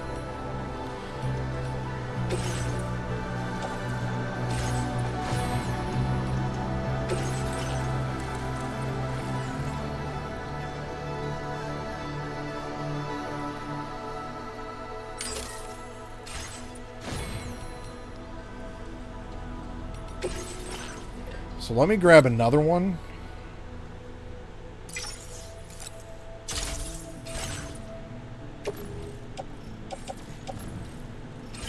That way I've got 2 of those, because I should have...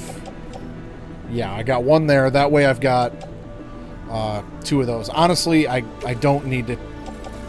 I don't think I need to carry that with me, but we'll put that in the thing anyways.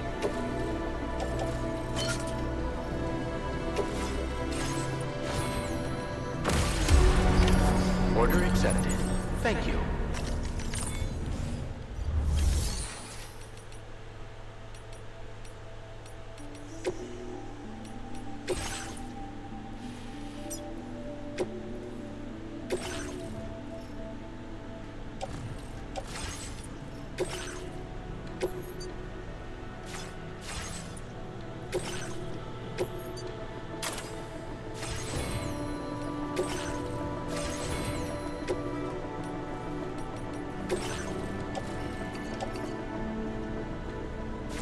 Now, I should just keep all that cargo on me, theoretically.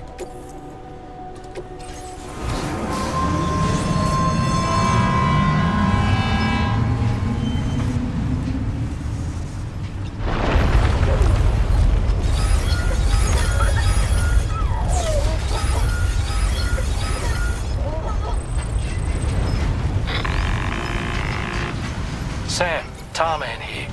A short while ago, the tar currents became incredibly unstable. It's gotten so bad that the DHV Magellan can't travel safely. Of course not. We're still looking into what might have caused this, and we'll be in touch the second we know more. Now, I wonder how much... Like, the roads took a massive amount of resources, but I can only imagine how much a monorail system is going to take. I feel like that's going to be the road system on steroids.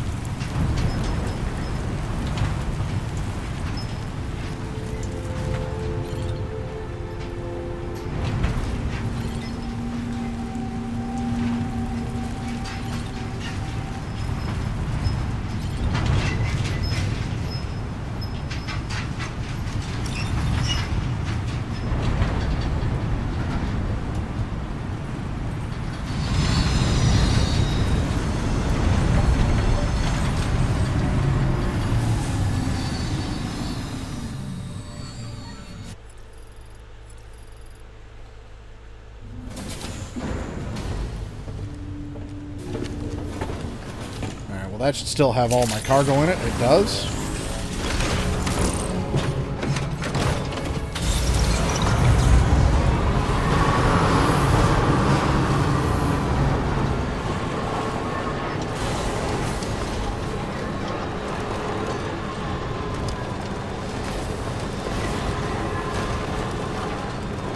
Off we go. Disengaging weapons restrictions. Take care, Sam.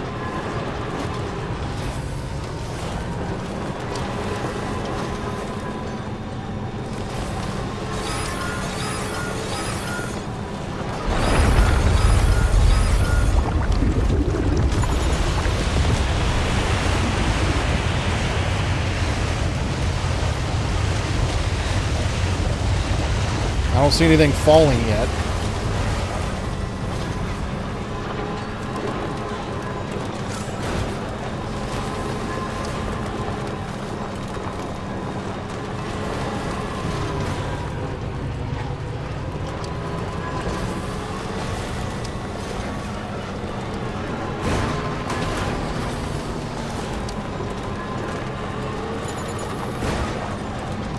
Alright, well, let's see what kind of resources this takes. Looks like 100 chiral crystals, 640 of something, and 720 of something else. Resins and special alloys. Now, that doesn't look like a lot. Okay? However, the first game, I feel like, really gives you this, like, feeling that, oh yeah, the roads aren't too bad, right? You know, it doesn't take a lot. And then you start getting into it, and it's just like thousands of materials. So I feel like, since this one's fairly early in the game, that,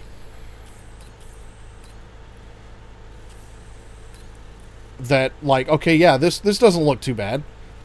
But then, once you get, like, further out into here, it's going to be like 10,000 chiral crystals and something else. So I'll have to remember that, because I might, the next time I go through this area, bring the materials with me to restore that if I can get a hold of them. A day in the life of Sam. Who is she? Deliver another package. What's going on? Deliver another package, Sam. Why am I doing this? Sam, package.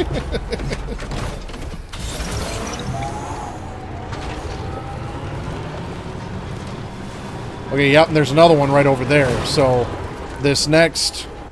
See, in like in the first one, the monorail line, it actually showed you, or the road pavers actually showed you, like, how far the road section goes. And so I could see another one off in the distance here. So it's like, I'd probably have to build, like, 2 or 3 sections to actually get to another destination before it would actually allow me to use this, unless this looks like a distribution center of some sort, actually. So the next one might actually connect this to that. It would be my guess.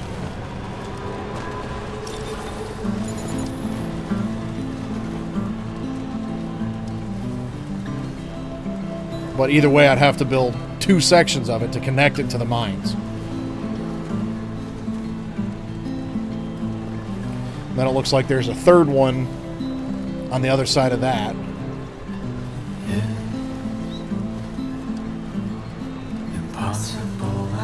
I guess I should just play out. I bet you if I played online, they'd be built already. And I wouldn't have to drive anywhere. Just take monorails everywhere.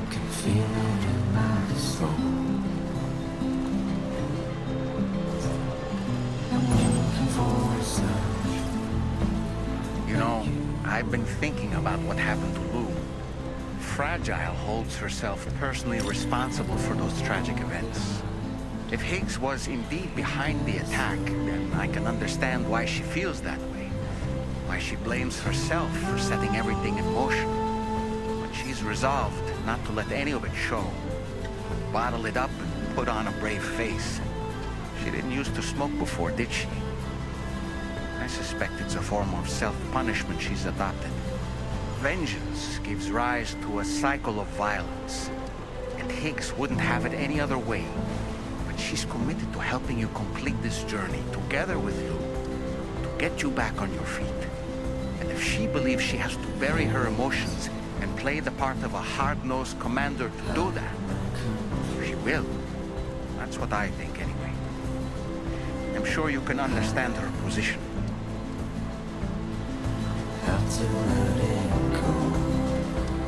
All right, let's focus on the task at hand. There was an auto paver with a couple thousands worth of materials.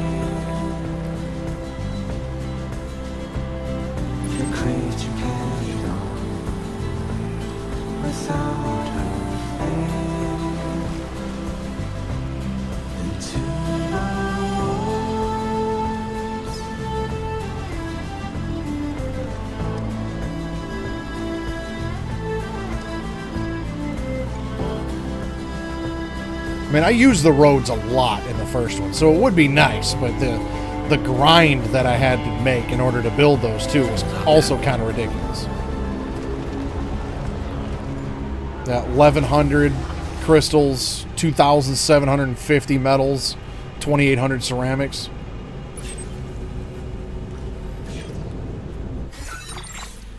Oh, and I'm in their territory. That's not good.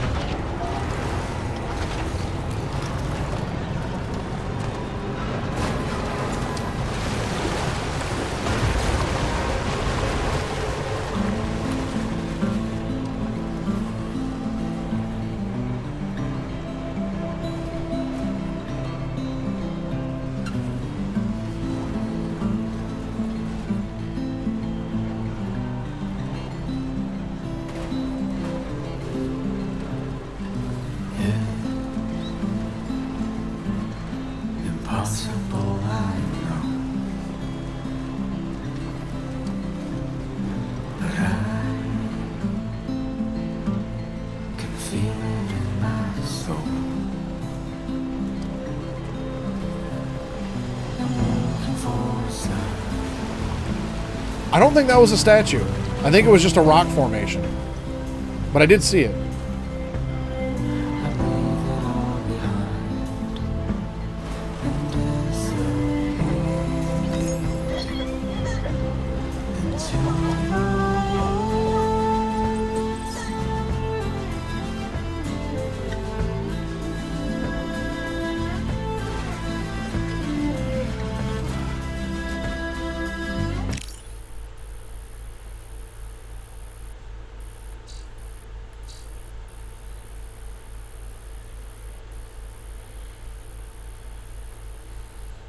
Yeah, I can't tell. That looks like it was potentially part of like a bridge or a road or something. But yeah, from a distance, it looked almost like a praying statue.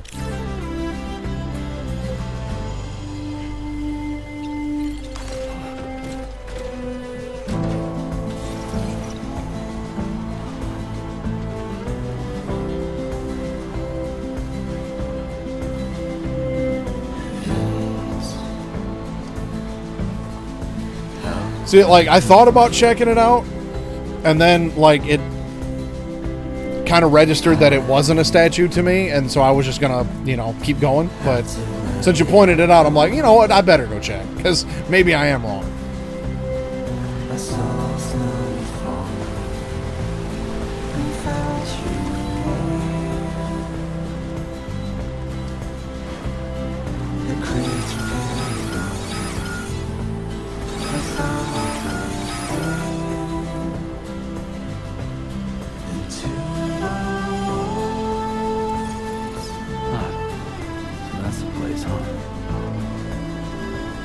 A level 8 Gatequake.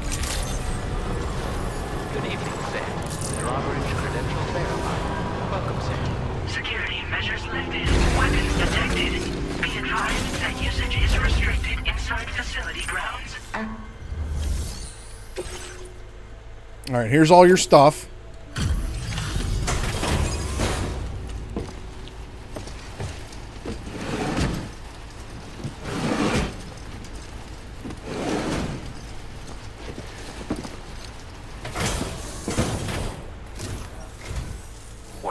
Sam?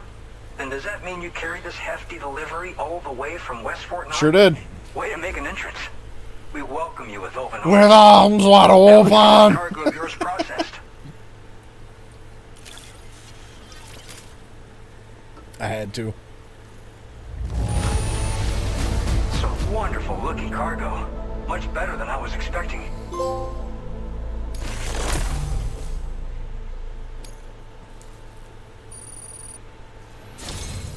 I hope you'll continue to support us in the days ahead. Yep, up my back, up the hill, on my back, in the snow, All backwards, right. Can you connect both your ways, to our facility? through a blizzard, and 10 inches of snow.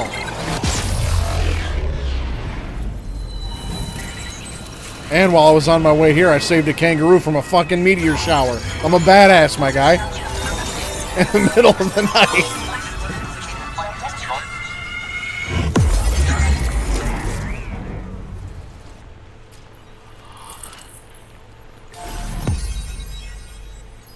Ooh, another gold knot. Ooh.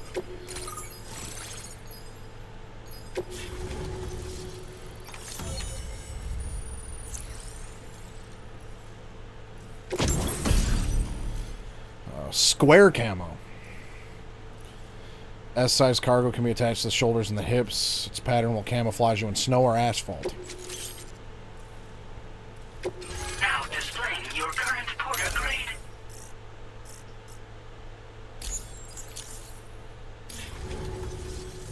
And now we're finally connected to the chiral network. This should make our job so much easier. And to make your job easier, I've gone ahead and shared data for a suit I think you'll love. I love it more than anything. You'll never know. I also wanted to give you this as thanks. Let me guess. Some glasses? No? Is that useful? A lightsaber boomerang?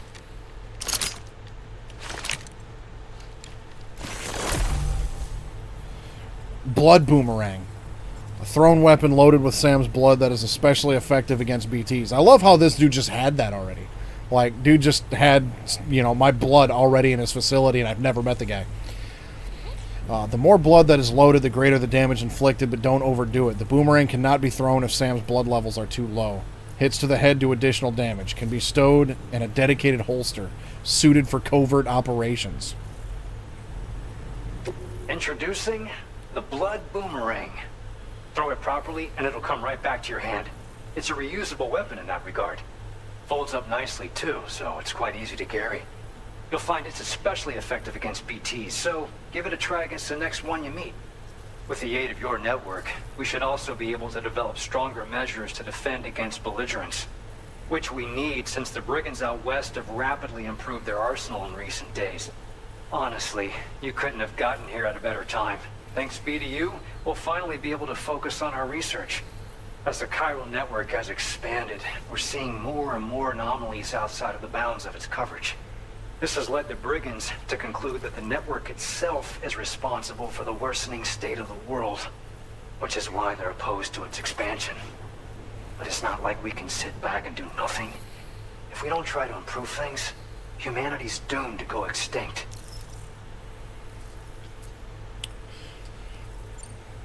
One day they started sporting a whole lot more weaponry, including grenade launchers with custom tranquilizing gas rounds. Lit. Thing is, the brigands don't have a chiral printer at their base as far as we know. So, where'd they get all the new hardware all of a sudden? Kind of worrying, don't you think? At this observatory, we focus on monitoring the behavior of tar currents. There's a patch of BT territory due north of here, and just beyond it is land that's currently being subsumed by tar. There's no telling when the facility will be lost to the tar as well. So it's important that we contribute to the research and development of countermeasures while we can. Incidents of tar current instability have grown more frequent, but we haven't been able to determine much more than that thus far.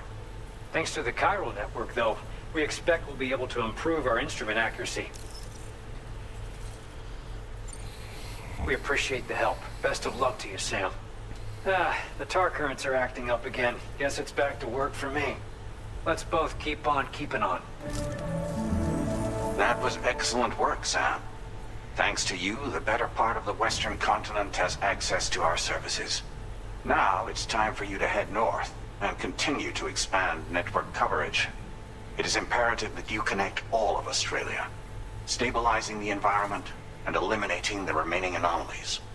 There will be challenges, of course, but I know you have what it takes to overcome them. I expect more great things from you, in short. Sam, this is Tarman.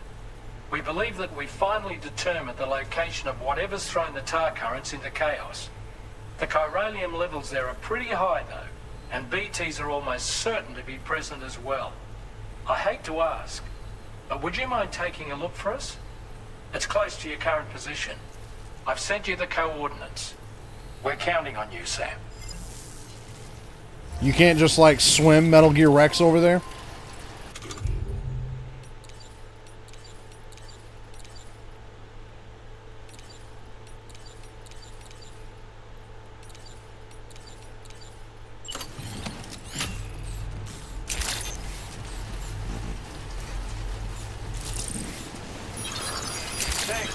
Appreciate it.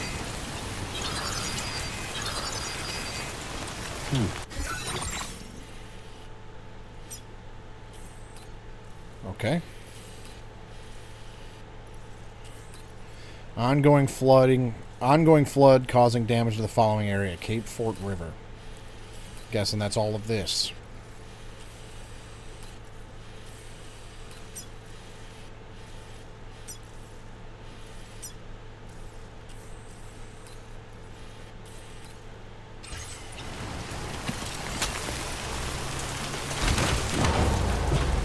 Gotta keep on keeping on. Life's a garden. Dig it.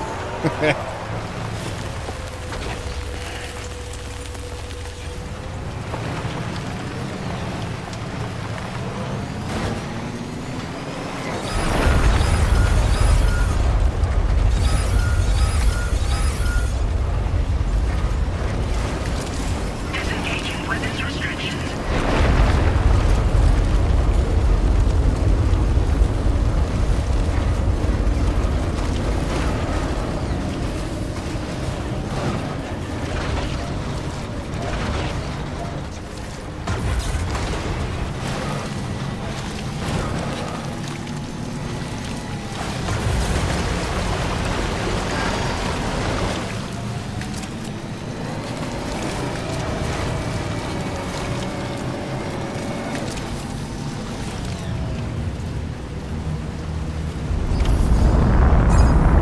So what do we got? Tarcanos now?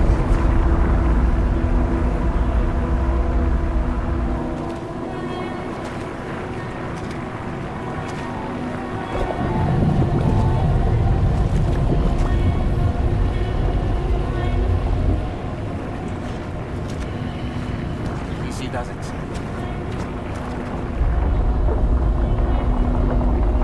What next? Tornadoes?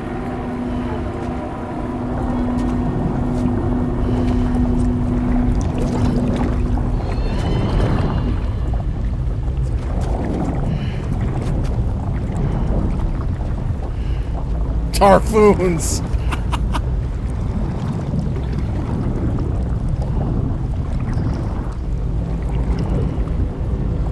Tar sharknadoes.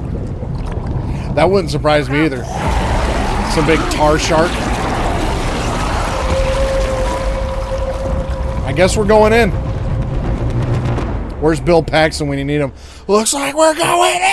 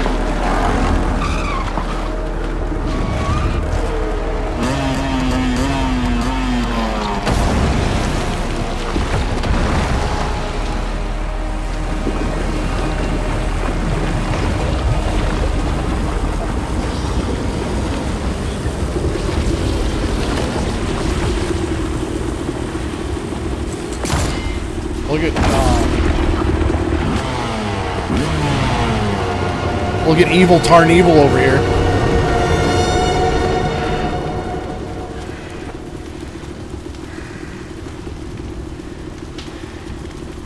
Product placement for Honda.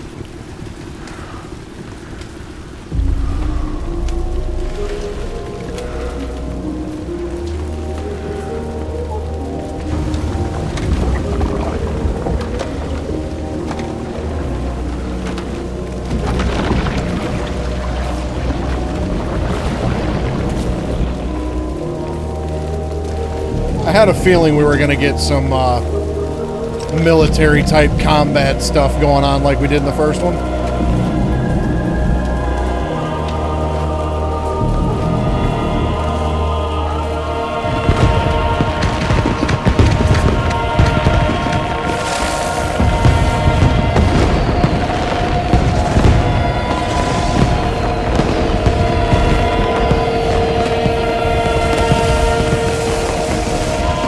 He's no hero.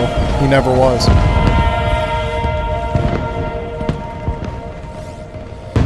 Conflagration.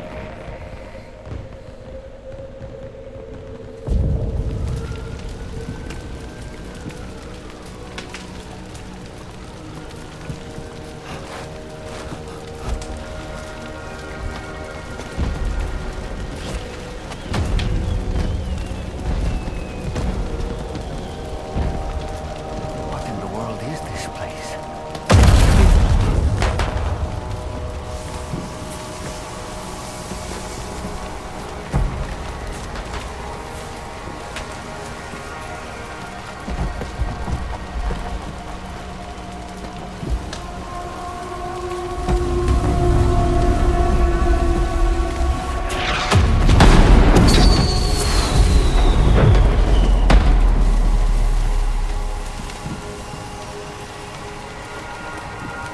Well, none of my equipment came with me, so I've got no guns.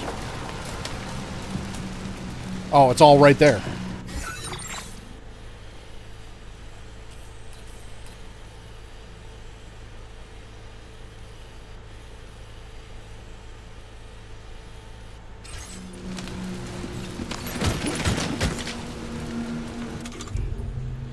Well, I got a feeling we're gonna want that.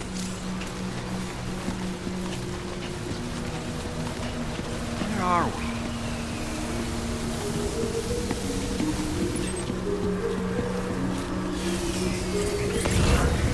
The spirits of the dead are close.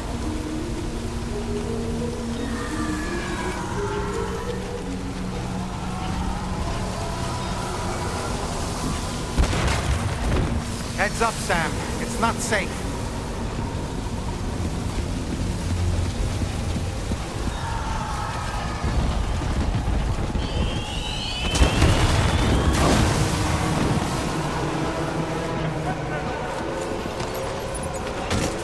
At this point, if this game's gonna start giving me stuff, I'm gonna need it.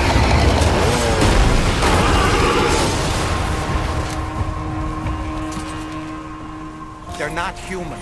Don't underestimate them. Dollman, I'm a very dangerous man, okay? Now let me go, let me just do my thing.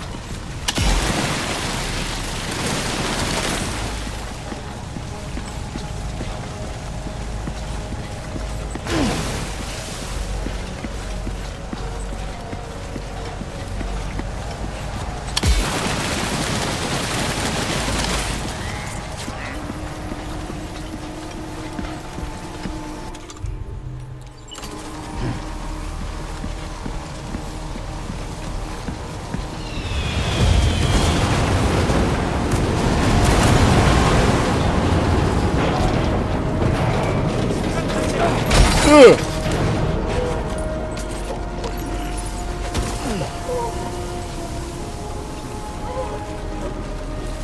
What the hell was that?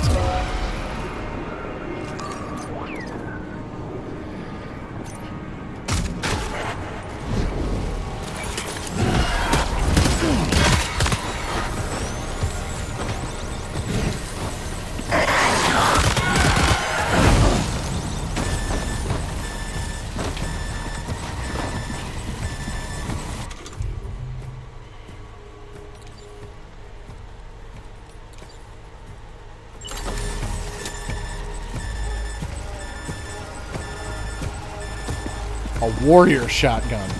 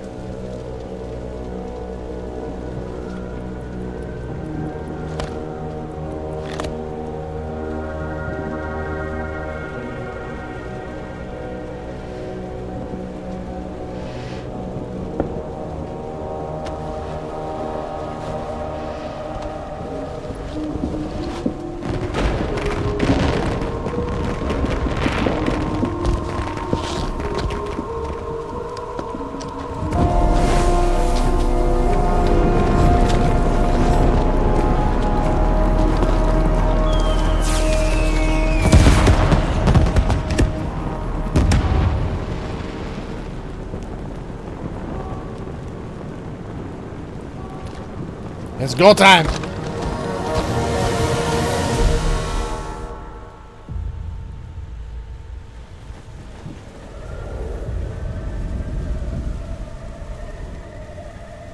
Wait, are they trying to lay a trap for us?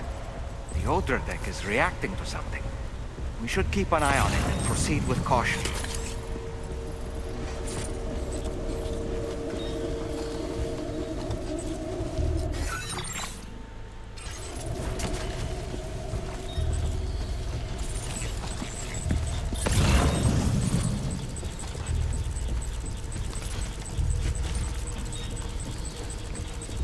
Show me what kind of man you are, Chekhov!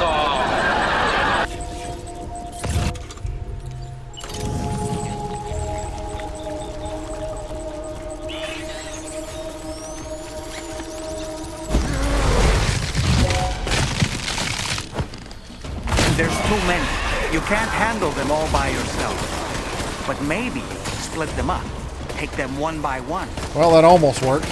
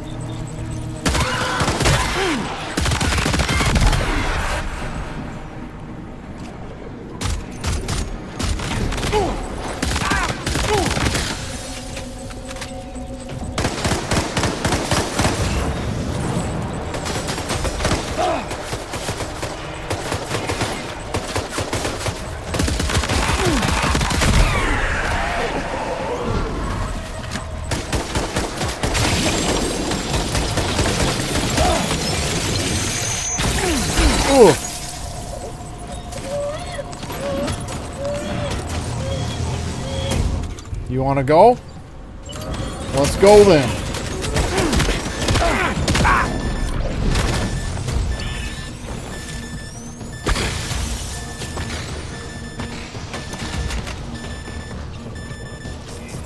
He's escaped, Sam. Up into that tower.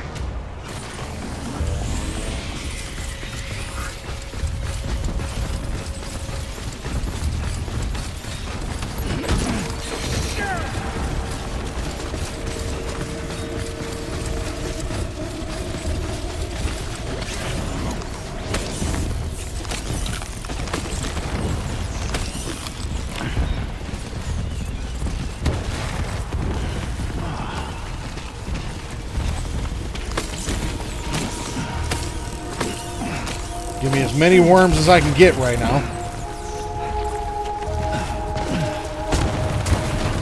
We ain't going that way.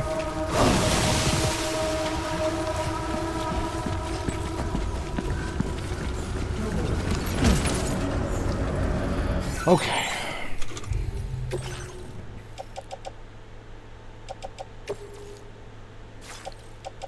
Well, I've got several of these that can just be offloaded.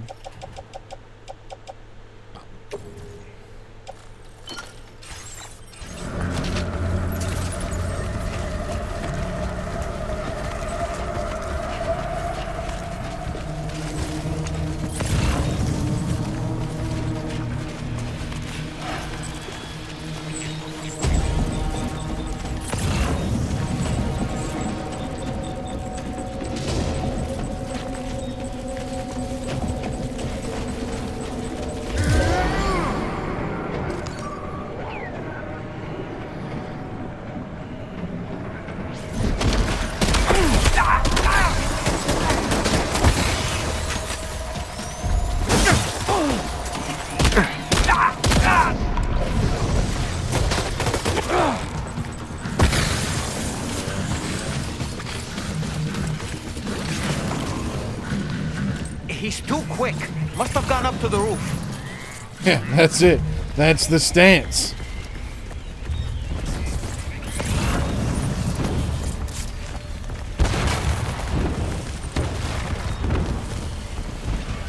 Well, how do I get to the roof then?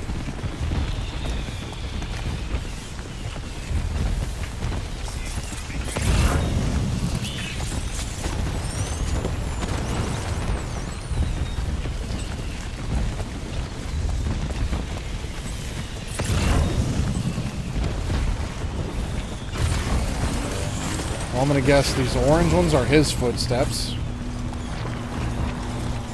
They all go right here, though.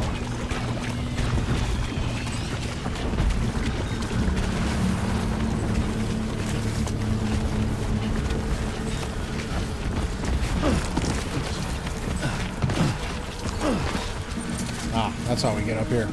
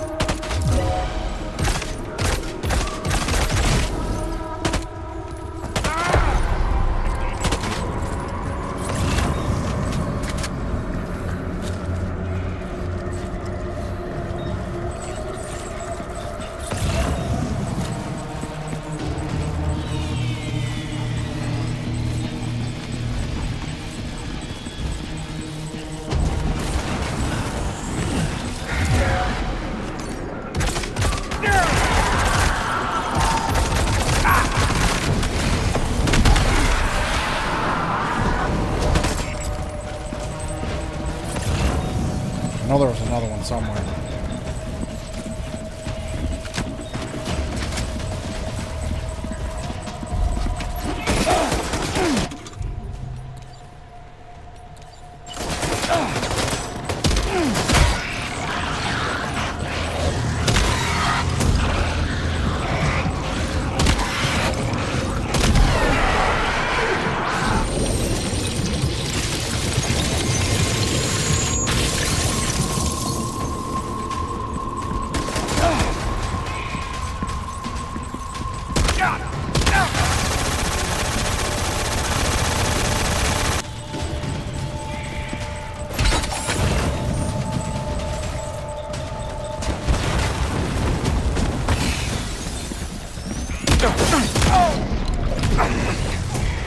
Mamma mia! What we got here, Mario?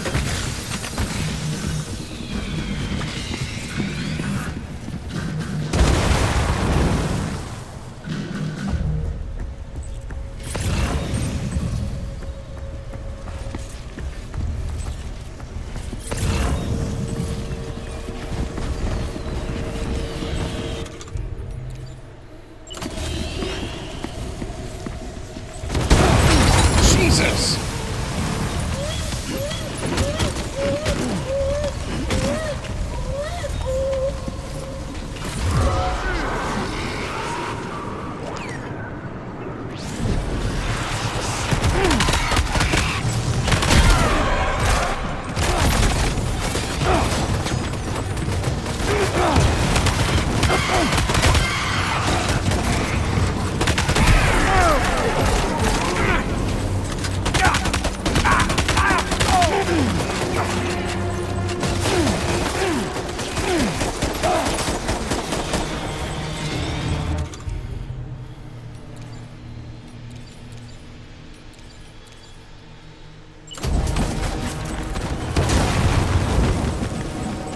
Yeah, we get meteors all the time. Nothing to worry about.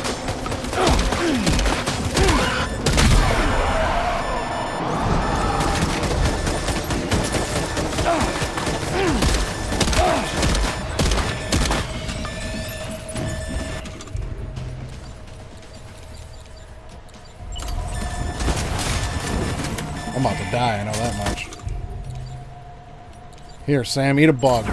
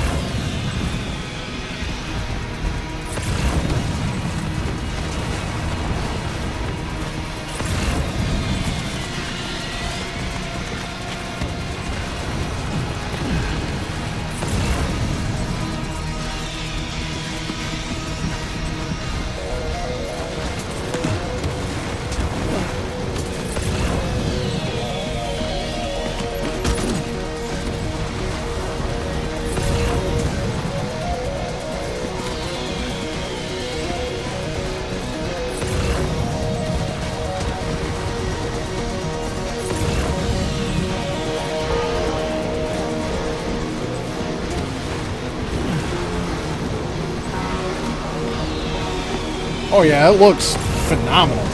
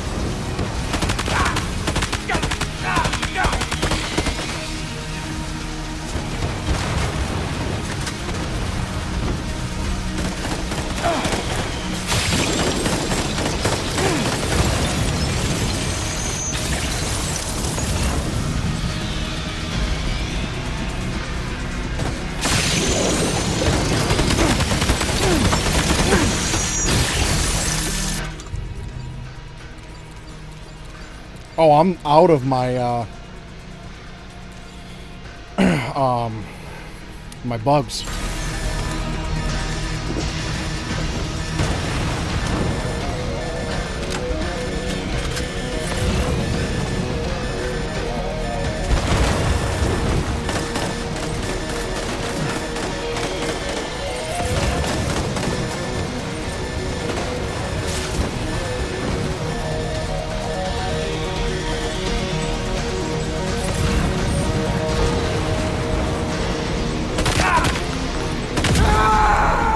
Woo!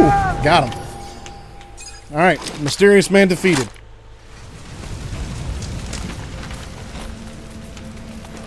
I am invincible! You can't beat me, Snake. Gotta say it like Solidus. Snake.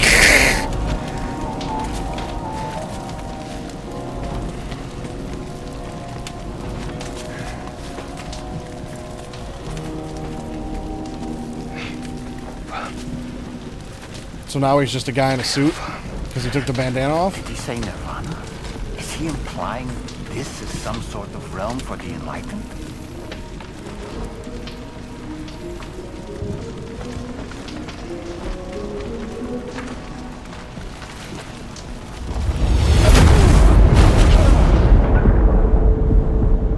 So he's part of the So he's part of the Cobra unit. Snake, are you okay? Snake? Snake?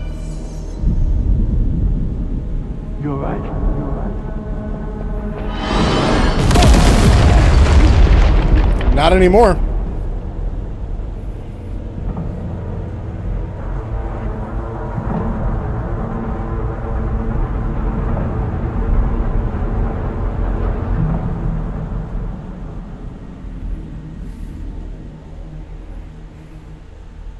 I don't know what I just did, but I did it.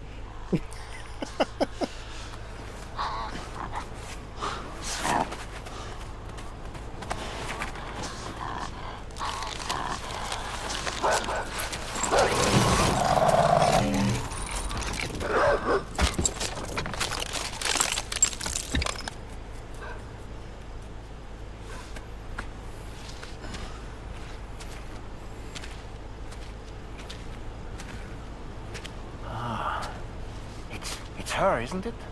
The girl from before?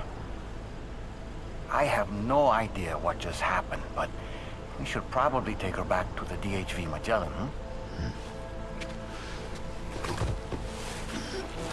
Yeah, that sounds like a genius plan.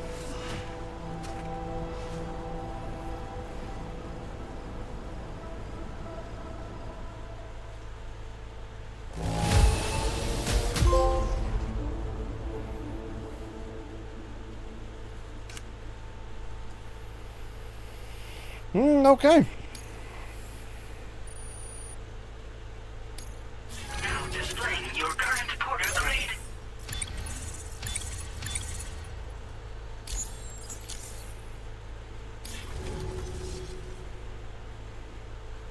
Just like in the first game, no idea what happened. Same with the cliff sections. No idea what happened with those until towards the end.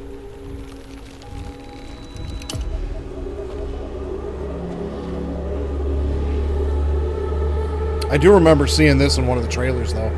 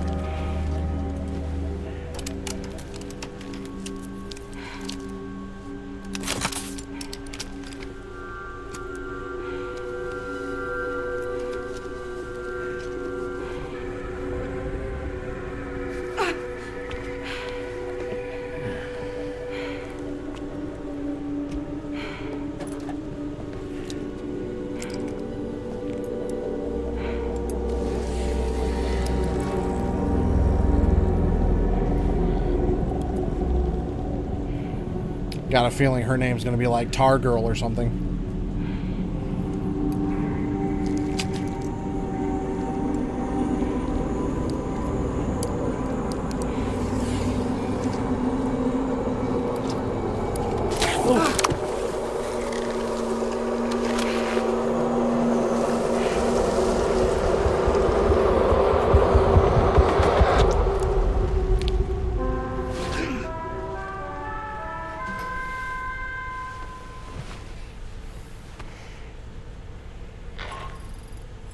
How's it going, Sam? You look better already. That's a relief. While you were recovering, we managed to learn a few things about our mystery girl. When you feel up to it, come to the room next door. Don't push yourself. Take your time.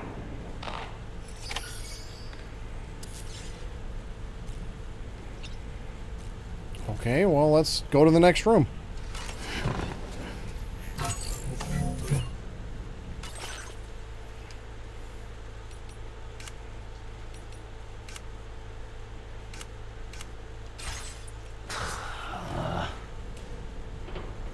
No way. All right.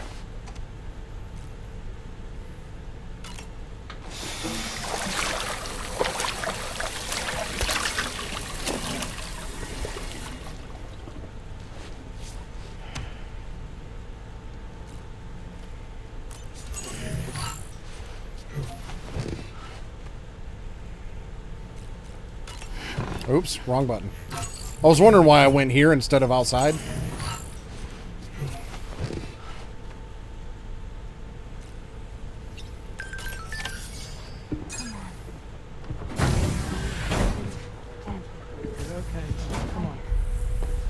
Careful, careful.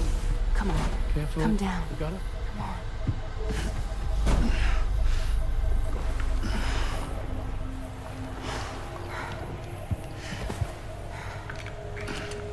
Thanks.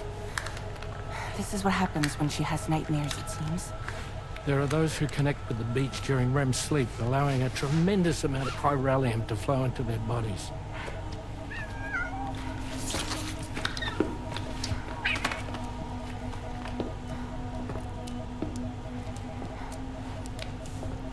Hey, is your wrist gonna be okay? Yeah. We ran some blood and DNA tests on her. And checked her for signs of injury. As far as we can tell from a medical perspective, her health is in perfect condition. But that doesn't make the crystalloid shell in which we found her any less troubling. Not to mention the tar-like fluid that came pouring out of it. We're still analyzing both. And there's more. You mean those suckers? Indeed. But that's not what I'd call them. Much closer to a chiral rash, I would say. You know how chiral allergies can sometimes trigger goosebumps? It's like that, except a fair bit worse. The tar-like secretions can accelerate the passage of time on contact, it seems. We suspect she has dooms too. And that when she's levitating, she's experiencing the nightmares common amongst sufferers. That space or realm she left behind to come here. The fellow we saw called it Nirvana, I believe. But to me, it looked like the land of the dead. Even so, she's a living human being. And I believe that she was born in that place. After things settled down, I spoke with her for a little. Or tried to. She was still in shock, which made it harder to communicate. Did she tell you her name? It doesn't seem like she has one. As far as I could tell. So, I named her myself. Tomorrow. Tomorrow, huh?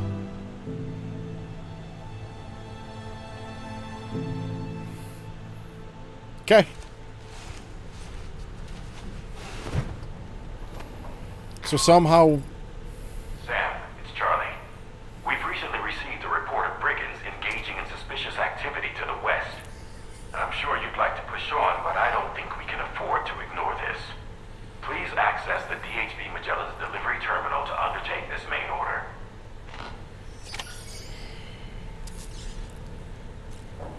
Kojima come up with a normal name for people challenge. Yeah.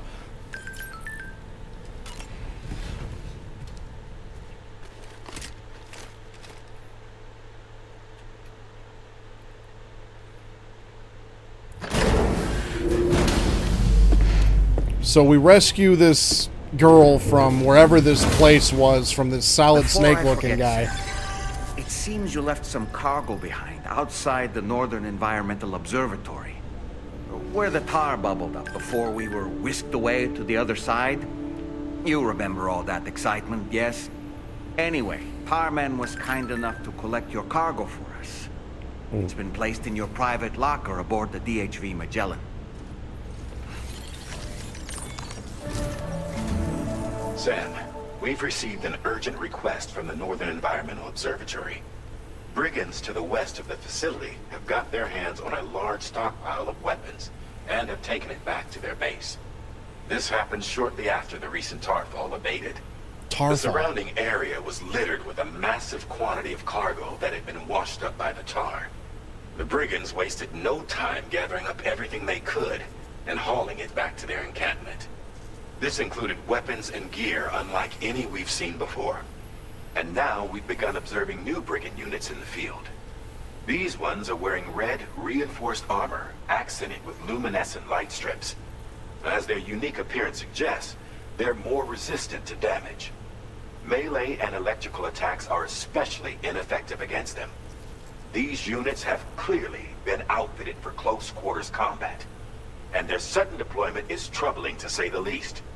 Their presence likely indicates that the brigands are gearing up for a raid of some sort. And if we ignore this development, the brigands could use their new toys to attack the observatory, and there's no telling what might happen then.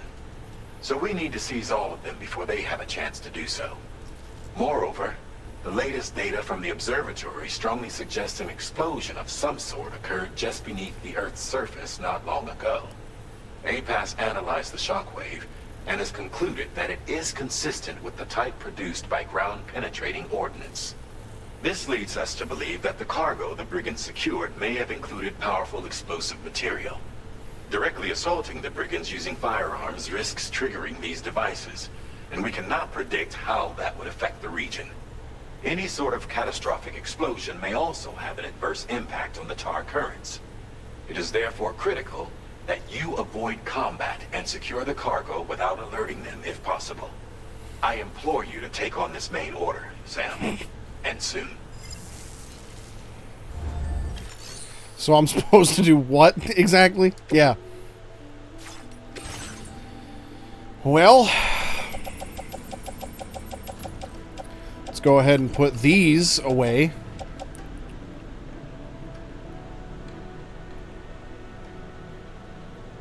You know what? I'm going to keep one.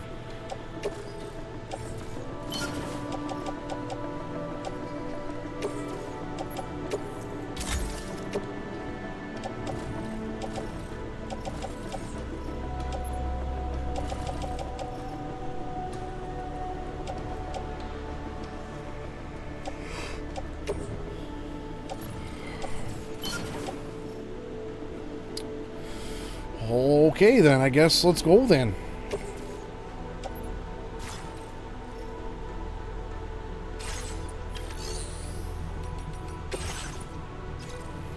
Recover all weapon sets and burrowing bombs stolen by the brigands.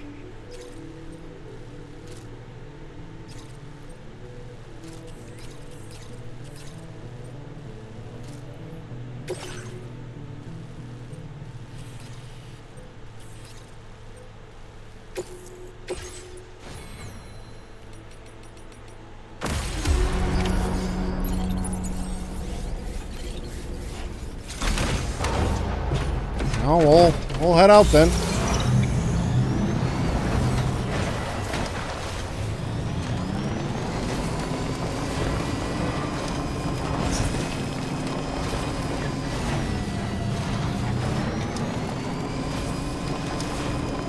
But yeah, so we rescue this chick from wherever it was we went, from the Tarkano. Fought against this solid snake looking dude in his unit. Presumably, we saved her and got her out of whatever that land was. And she has nightmares. Apparently had a conversation with Fragile that wasn't important enough for us to see. And Fragile has been kind enough to name her tomorrow. Okay. This must be their territory.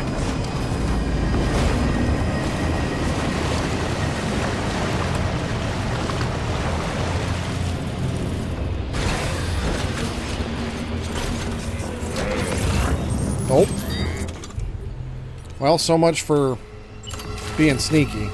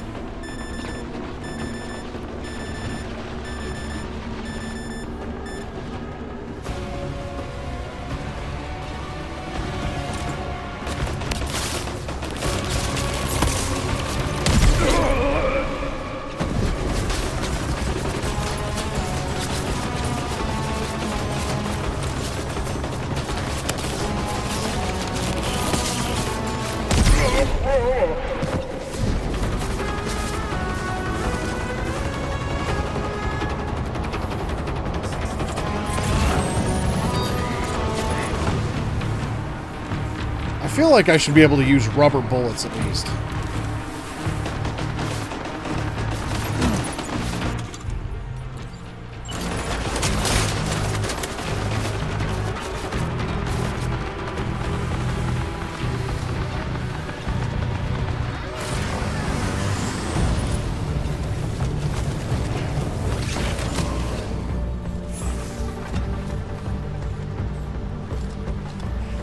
But then again, I guess it depends on what kind of enemy they are, right?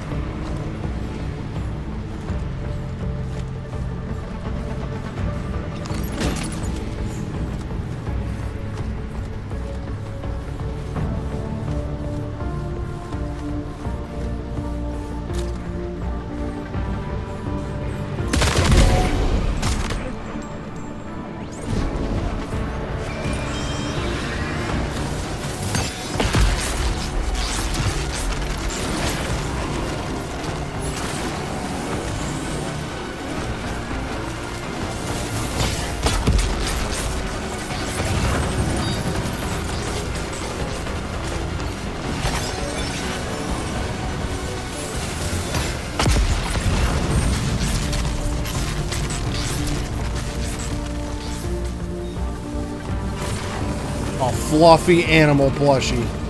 Yep, gonna need that.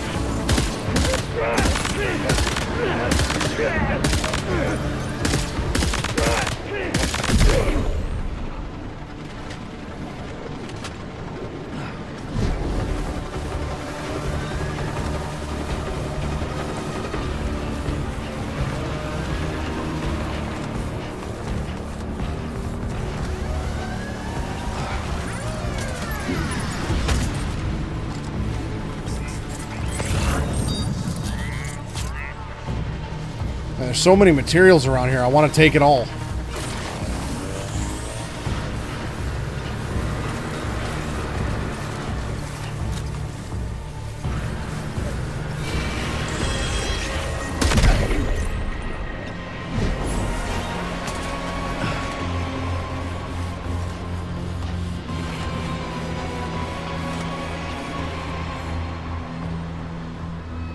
Yelling gun.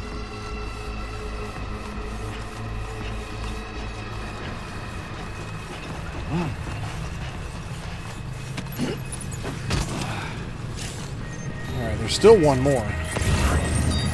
There it is.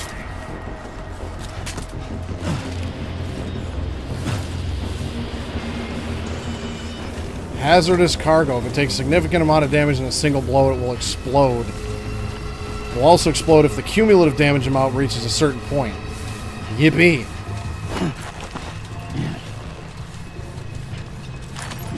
Well, then I guess. Well done, Sam. That's the last of the cargo. Let's head to our destination and make the delivery. Let's just get out of Dodge.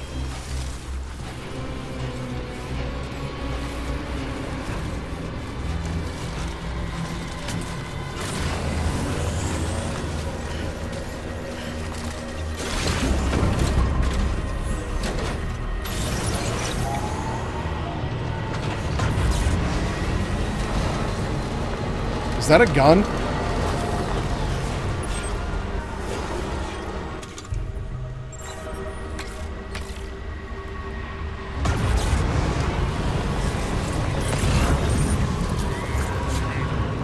Either way, where did oh, there's my truck right there.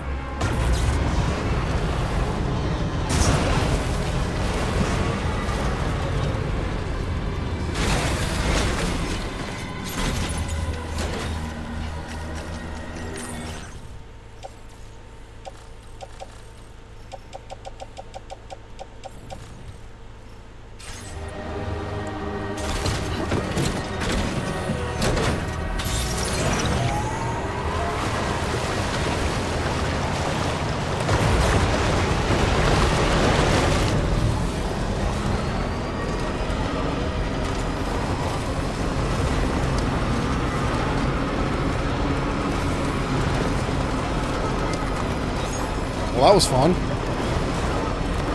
A lot more people there than I expected. Almost there.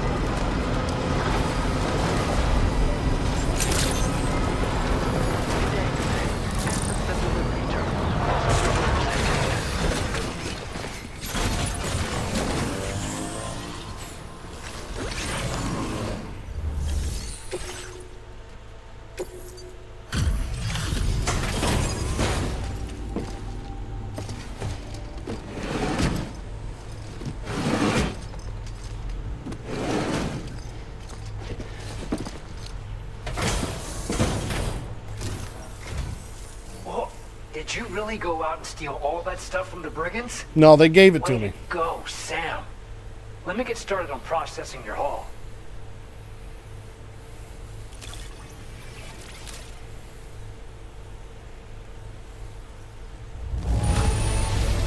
I can't find a single scratch on any of this stuff. You truly are one of a kind. Well, yeah, I'm the only person that can do goddamn anything.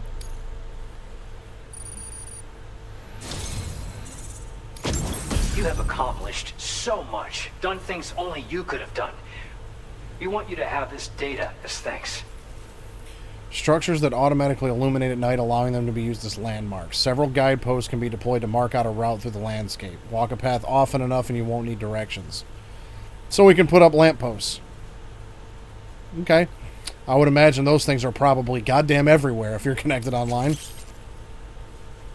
New bridge type. 80-meter bridges are now available.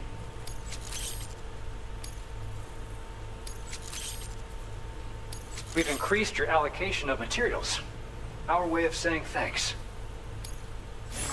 What a guy. Your current porter grade.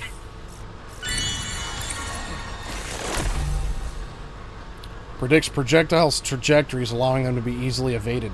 Neat. The guidepost data we just shared with you is great for making landmarks to prevent people from getting lost, even at night.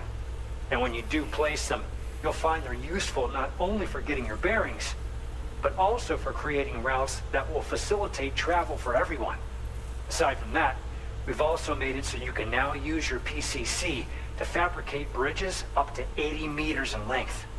The rivers ahead of you are prone to flooding, so I imagine extra long bridges will be especially handy. Oh, and Sam, there's actually one other thing I wanted to talk about. Call it a little insight into the cargo you recovered on our behalf. It included a device I believe you guys have taken to calling a chiral jammer. These jammers are capable of disrupting the flow of local tar currents. In addition, you also recovered some explosives modded to be able to penetrate the ground and detonate within the tar. This would destabilize the currents over a large area. Not a tar clear bomb. Needless to say, both these items could have been used to deliver an enormous blow to the chiral network. In other words, we've really dodged a bullet. But what I'd like to know is why this tech wound up in their hands in the first place. Can't chalk it up to pure chance. Honestly, it's almost like those brigands knew in advance that the tar was hiding cargo. We've got to consider the possibility that someone gave them a heads up. Food for thought on the road ahead. I'm sure Higgs had something to do with Excellent work, it. Sam. You'll be happy to hear that tomorrow's regained consciousness. Today? Once you're Cool. back on board the DHV Magellan, you should see for yourself.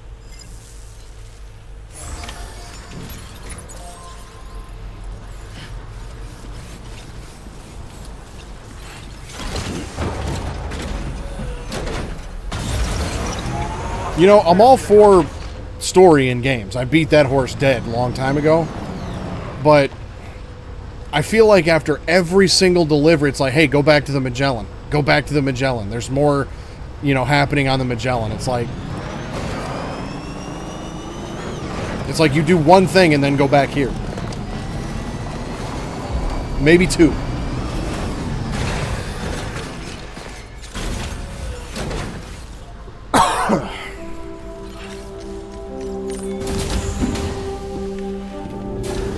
Like, I go back because I want to know the story, but it's like, it seems fairly frequent that we're doing this.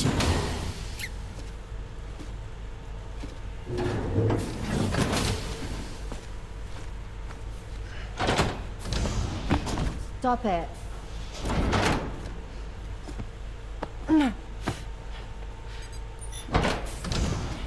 Someone doesn't like shoes?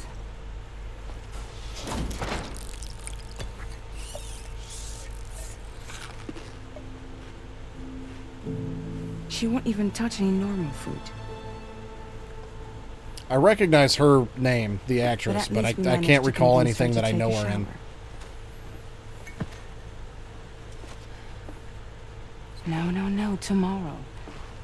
We don't do that.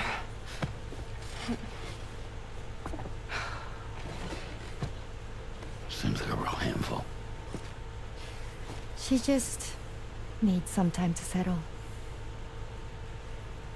You must be tired, Sam. Get some rest.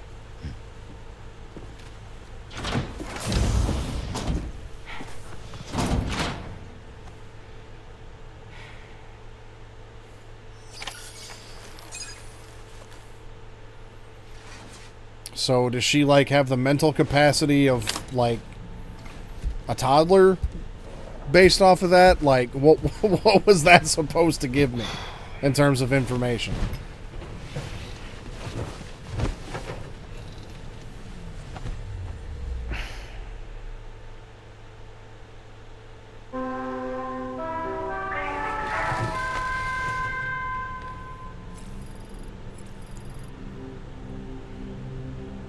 We're sleeping until morning.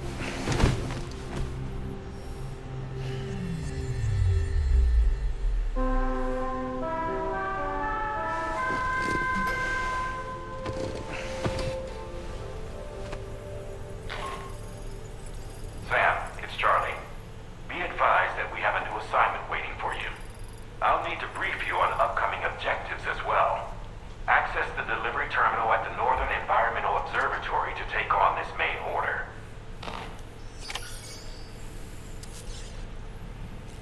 Sure. Well, let's go.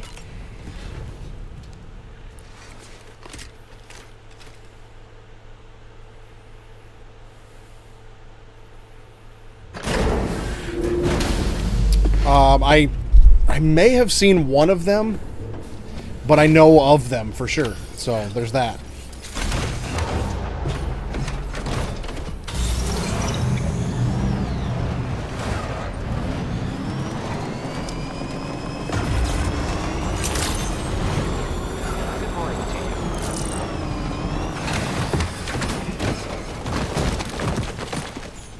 Oh, that one didn't just immediately stop.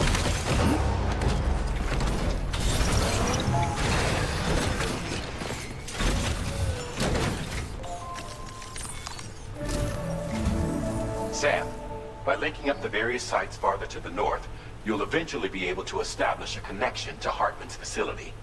In short, it's time to tackle the northern part of the continent. Start by bringing the F2 South Distribution Center into the network. Some of the staff there are former residents of Cape Fort Knott who managed to escape the city before it was swallowed up by the tar. In addition to overseeing distribution operations, they also protect the facility from would-be assailants.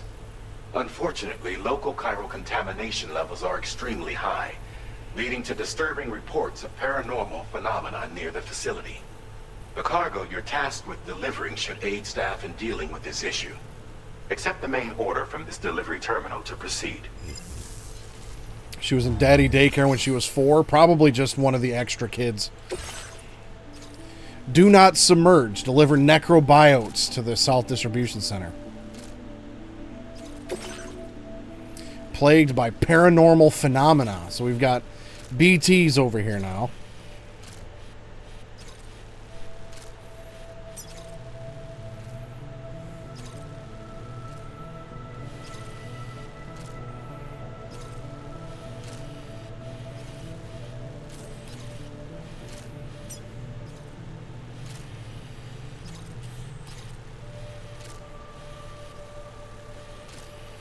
Alright, let's go. This cargo has been designated. Do not submerge.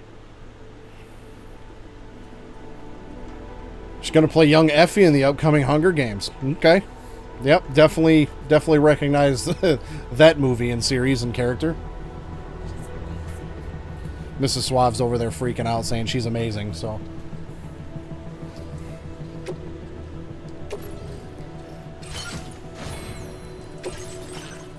Doesn't surprise me that there's, you know, some well-known actors and actresses in this game. There was in the last one. And, well, Kojima's not shy about movies and his love for movies.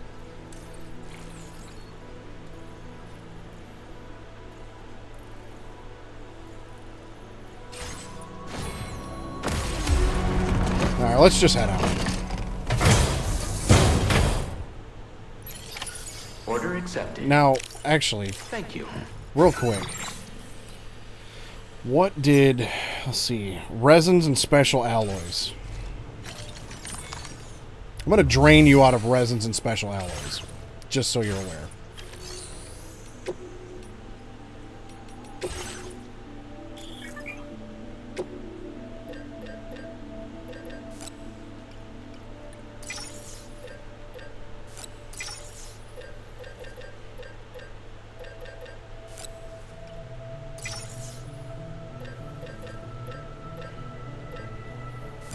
You know what? I'm going to take all of these, too.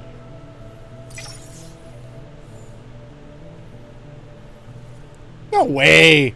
The little girl with the cell phone? Yeah, I know who you're talking about.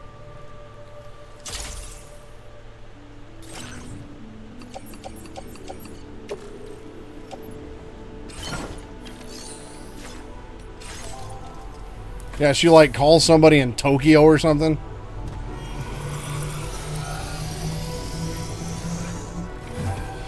We actually watched that movie somewhat recently. Not, like, super recently, but within the last couple of months.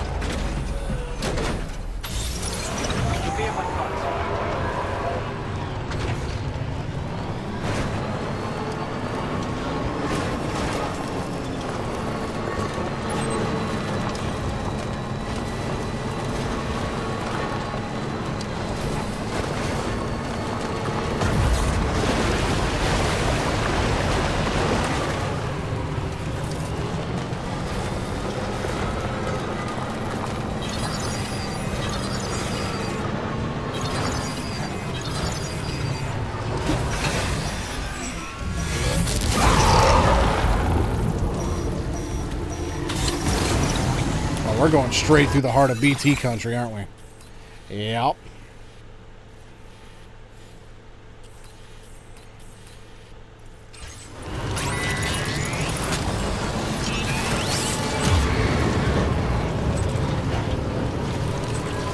Daddy Daycare came out in 2003. Yeah. 22 years ago. We're getting old, fam. Yo, I actually... If you want to feel even worse about that, I just saw a post the other day that said, with how many days that have passed so far this year,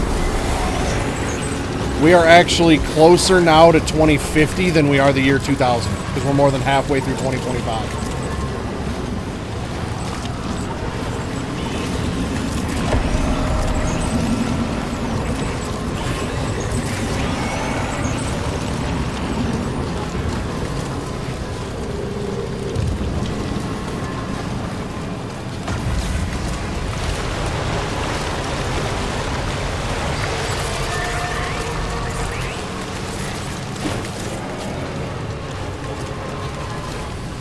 All right, Made it through BT country.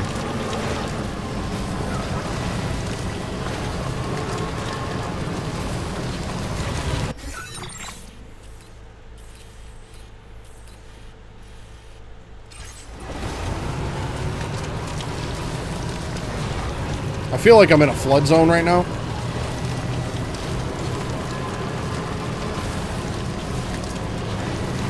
With like no exit plan.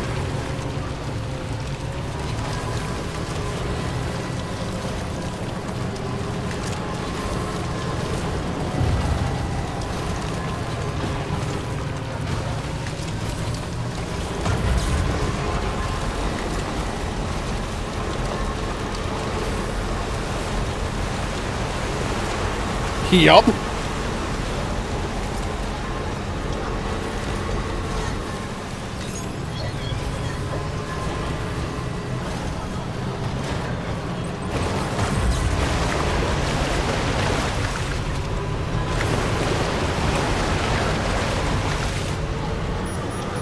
Guess it's a good thing I got out of there when I did.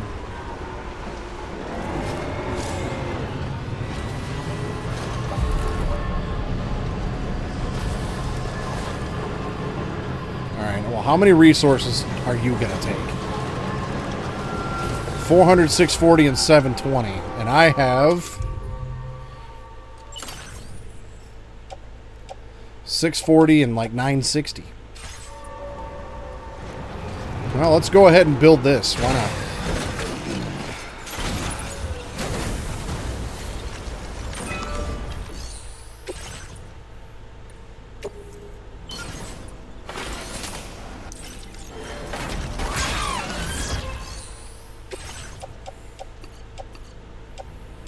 And I'm actually going to use more of this than I need to, and I'm probably not going to get the extra back.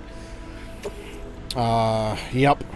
Oh, excess materials will be stored in your backpack or offloaded as cargo. That's a nice upgrade from the first game, because yeah, the first one, anytime you added extra excess materials, they just were lost. So that's cool.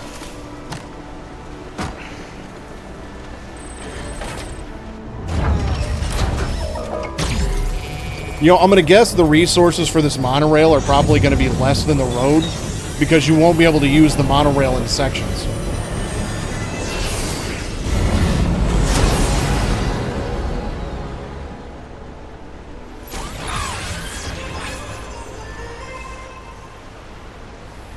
Yeah, it just stops there. I can't imagine taking a monorail at this point. Use zipline. No connecting zip lines. Can you connect zip lines to the monorail system? If you can, that's dope.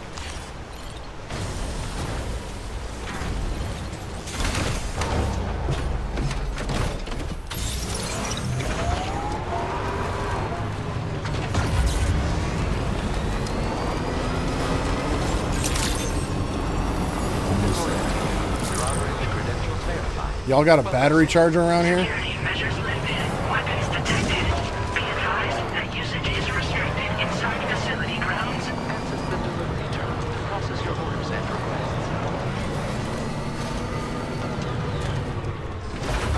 Doesn't look like it.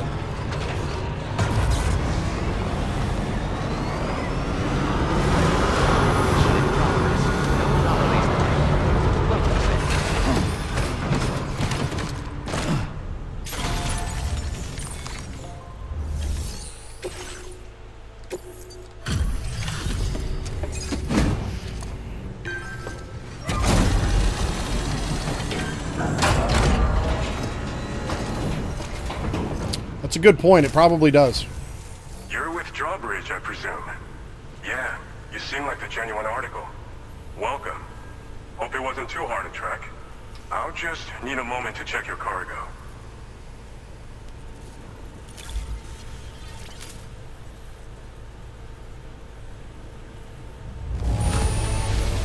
This cargo looks like it's fresh from the fabricator. Impressive work. I am good. You have been making a real difference around here. All right. Go ahead and put us on the chiral network.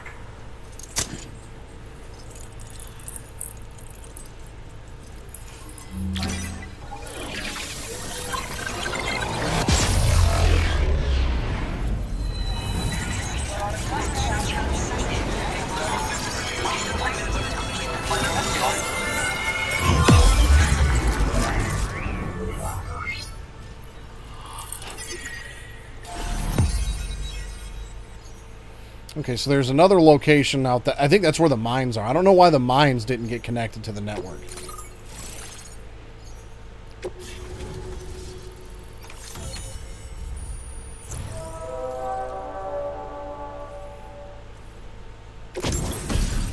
Oh, combat boots.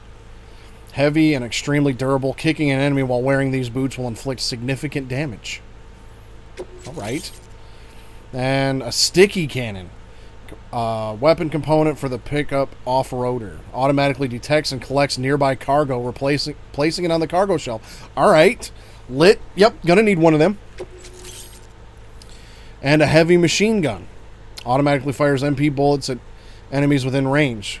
Type of damage inflicted changes depending on the target. That will also come in handy, and I'm willing to bet I can't have both. Negative review on Steam. I don't know, but I'll leave a negative review for it anyways.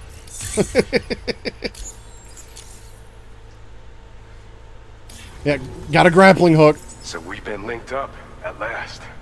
There's also the necrobiotes you brought us as well. Feels like we finally turned the corner. For our part, we've shared data for some custom vehicle components, as well as some sturdy combat boots. I'm sure the vehicle parts in particular will come in handy for combat and cargo retrieval. Absolutely. You need all the help you can get, because those armed survivalists waiting for you out east are far more dangerous foes than the brigands. Lit. They're a bunch of fools who won't hesitate to kill people, with no shortage of lethal weaponry. Though I'll be damned if I know where they got it. Make sure you're prepared before you head their way. Speaking of which, those combat boots ought to add some serious power to your kicks. You might want to equip a pair if you intend on getting up close and personal. So you're the Golden Fist, huh? Some people have called me that. A while back, we had a situation with this group that went around looting whatever supplies they felt like.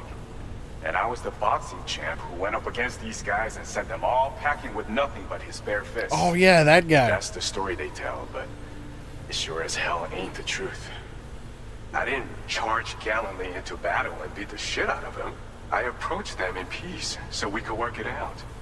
I asked why they were stealing from other people, and they said it was because they didn't have the skills to live any other way. So I taught them other ways to survive, trained them a bit.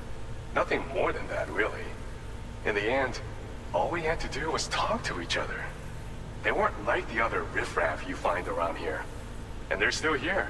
In fact, working in this facility.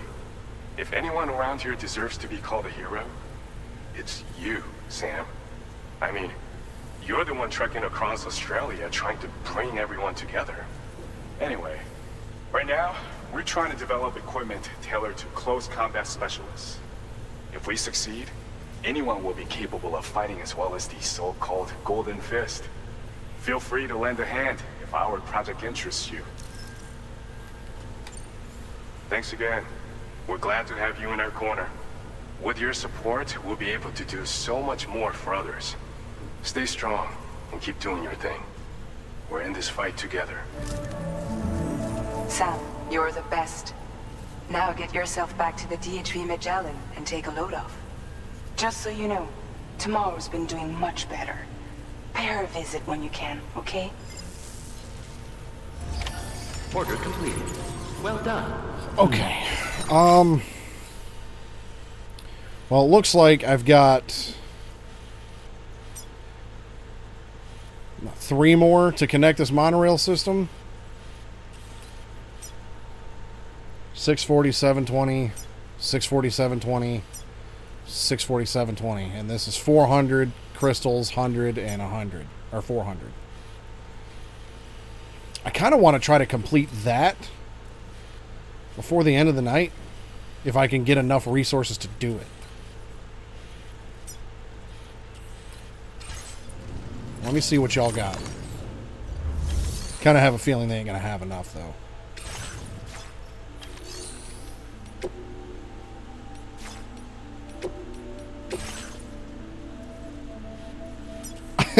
So, is it gonna let me use the monorail system in its current state?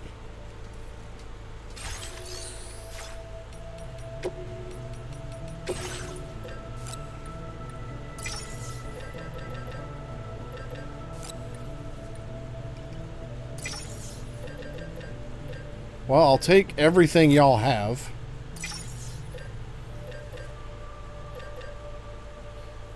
It was what? Resins, right?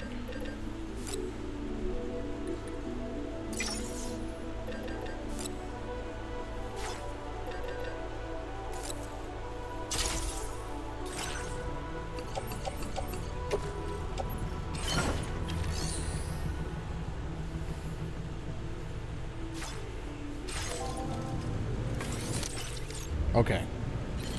I'm curious. I have to try it.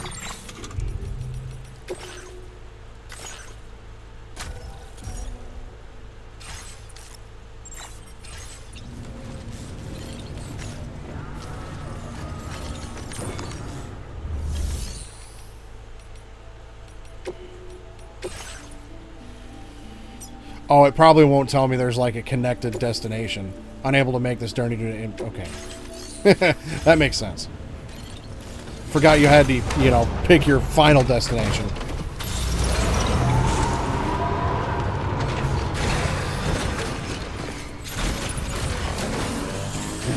Let's go ahead and get our battery recharged.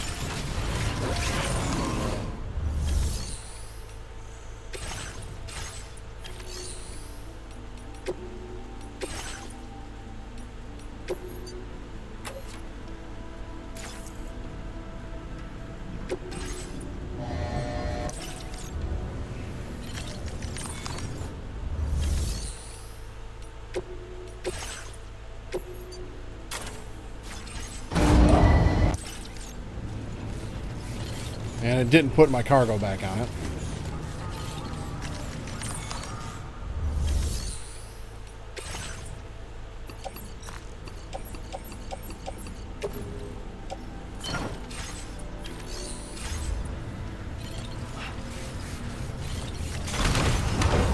So I feel like I'm definitely going to want to help these guys out. Speaking of which, let me get back off of here for a minute. Because I want that cargo thingy.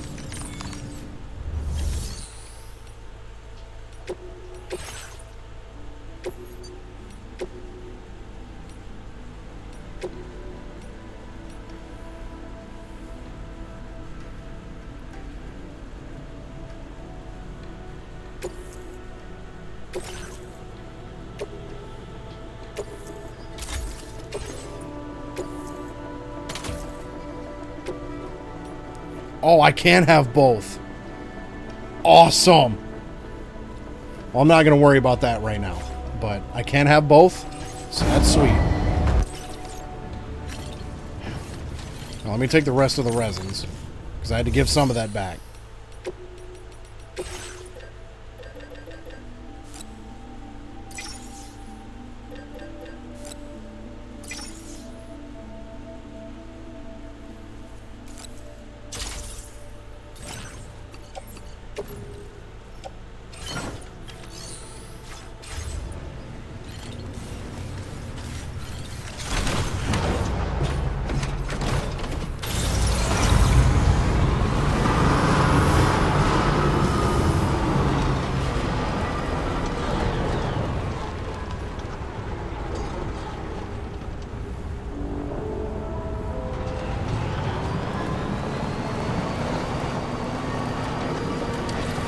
Disengaging weapons restrictions.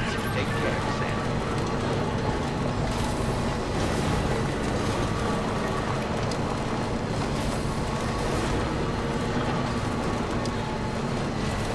This river's rising, Sam. We mustn't underestimate the potential risks here. Don't worry about it.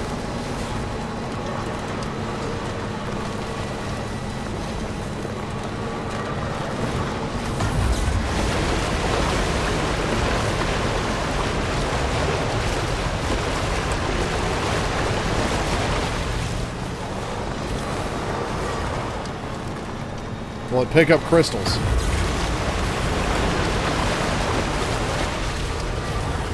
Nope, cargo only. Negative review on Steam still.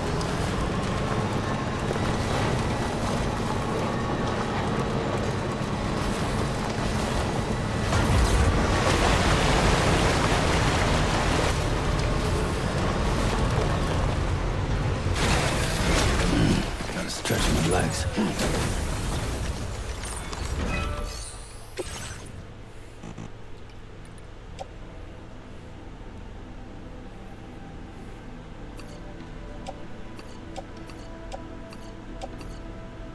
Oh, and I don't have enough resins to do this because I made the thing for my my truck.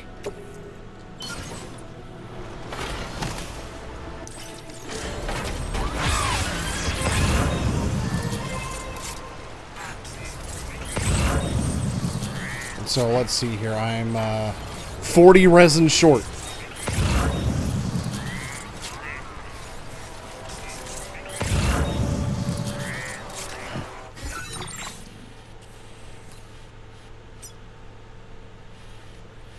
Well, so much for that project. It's getting past that 3-hour mark anyways, so let me just head back to the distro center. I'll hop on the Magellan and see what we got for that, and then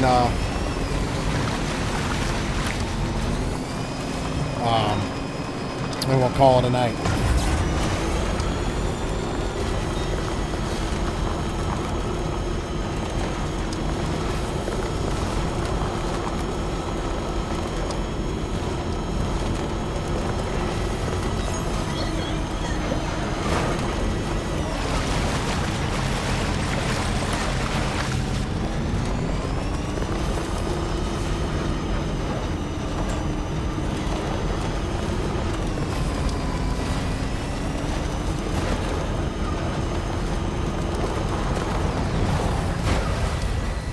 Looks like we got a monorail system going the other way out of here too. Looks like it goes probably up and around the coast here.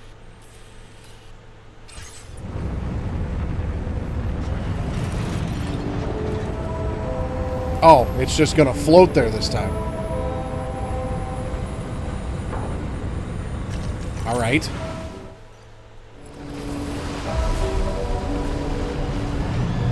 Okay, that works, I guess.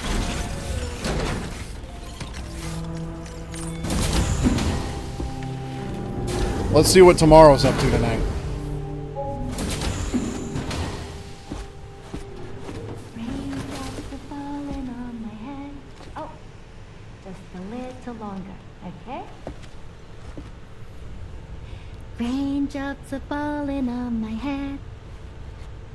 And just like the guy whose feet are too big for his bed, nothing seems to fit. Those raindrops are falling on my head, they keep falling. You know this song? So I just did me some talking to the sun. And I said I didn't like the way he got things done, sleeping on the job. Those raindrops are falling on my head, they keep falling. But there's one thing I know, the blues they send to meet me won't defeat me. It won't be long till happiness steps up to greet me. Okay, all Raindrops done. keep falling on my head, but that doesn't mean my eyes will soon be turning.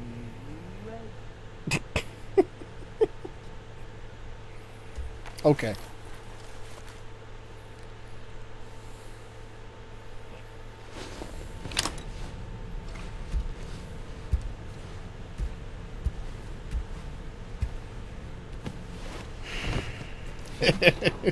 Yeah, he did.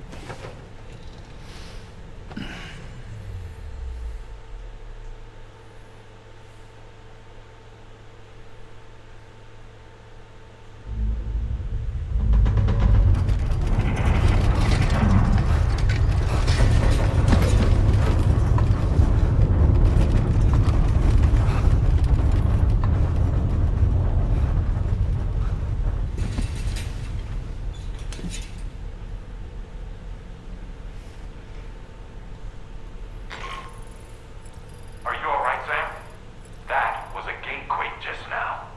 It seems West Fort Knott was hit hard, and their Cairo printer is no longer working. Excellent. I'm afraid we won't be able to continue expanding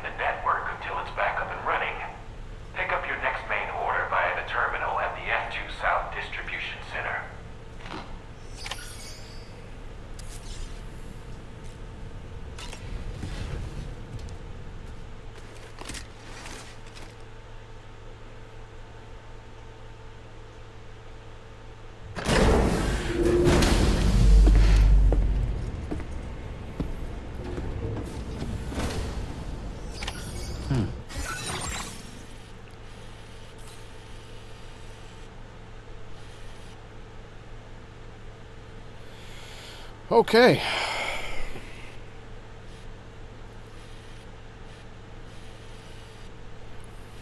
So, damage structure info. 0 destroyed, because I haven't built any.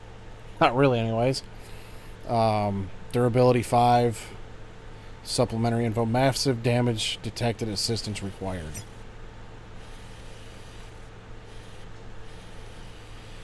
Alright, well, we will tackle that on Sunday. Made some decent progress today, though. Made it from West Fort Knott to the Rainbow Valley and the animal shelter. The mine, I think I had done that Sunday. But got to take a ride on the rail system, which is already taking some damage.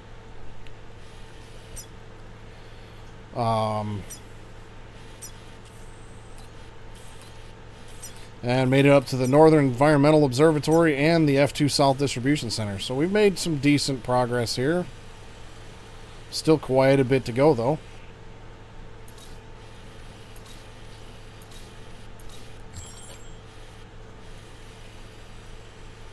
So, yeah, we've got... See, for some reason the mines aren't on the network. And I don't think there's, like, another location in that section. Hey, it's Pac-Man.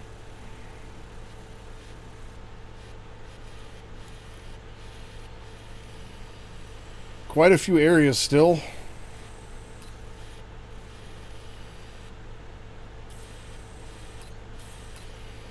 And I'm guessing we're going to have to go up in the mountains and all that stuff at some point, but so far we're making our way around the coast. Got 2 new people in the group for reasons that don't make much sense. Yeah, that too. Once again, I feel like this stream just delivered us more questions than answers, but that's okay. The first one kind of did the same thing. Let's see here. Where's the story so far?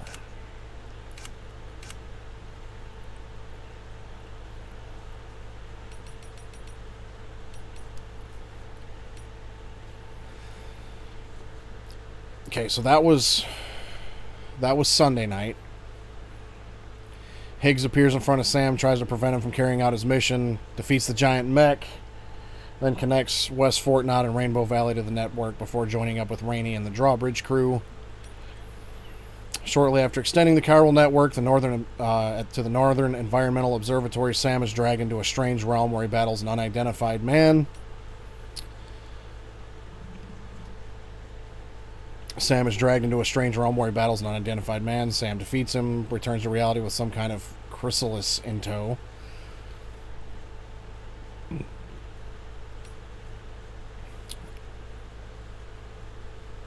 Connecting Hartman's lab. After battling the unidentified man in the strange realm, Sam returns to reality with Tomorrow in tow. Tomorrow seems to be gradually acclimating to her new environment. Sam connects the F2 South Distribution Center to the chiral network. So I'm going to guess that once we fix this problem, we'll be heading off to see Hartman again. It'll be interesting to see what he brings to the table, because I've seen him in the trailer, and he brought some pretty heavy stuff to the table in the first game. So, Grim, what you got going on Tuesday? Because Grim will be back Tuesday night, and then I'll be back Wednesday night for part 4 of this Death Stranding playthrough. Road Rash on the PS1, and then Grim will be back again Thursday for something else, because I know Road Rash is going to be a one-off.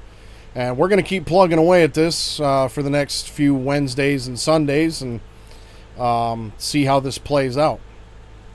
Now that I'm getting settled into it a little bit more and getting a feel for how this game operates, the operative No One Lives Forever on Thursday. Full playthrough, I assume. So that'll be interesting. What console's that on? But now that I'm getting settled into this game a little bit more, the first 2 parts Maybe it's because this game is getting overhyped. I didn't dislike it, but I also wasn't over the moon about it. And like, even still today, it felt like all the way up through this, Rainbow Valley and Animal Shelter, Northern Environmental Observatory, that all still felt like it was tutorial stuff. It felt like more, hey, teach me how to play the game, is what that felt like to me. And it just feels like I've already been here and done that and all that stuff. I mean, the monorail system is cool. The combat's definitely been expanded. But I feel like definitely in between orders, this, hey, go back to the Magellan for something, like after every single order is just way too frequent.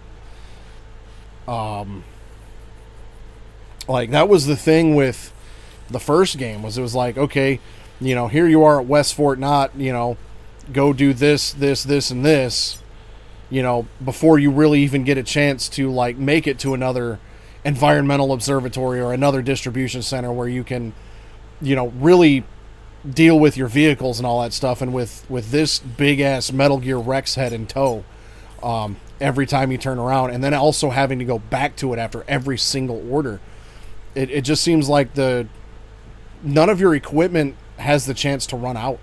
None of your equipment really seems to, like I've so far in 12 hours of gameplay, 12 plus hours of gameplay, I've lost one vehicle, and that was because it got hit by a fucking meteor. But beyond that, I know it's just feel like there's not really a whole lot in between point A and point B because it gets broken up by this Magellan stuff. But that's going to be it for the night. Grim, thanks for hanging out. Lurk, thanks for hanging out for a little while. I'll be back in Grim's chat Tuesday night, and then back here again Wednesday night. So until next time, stay suave.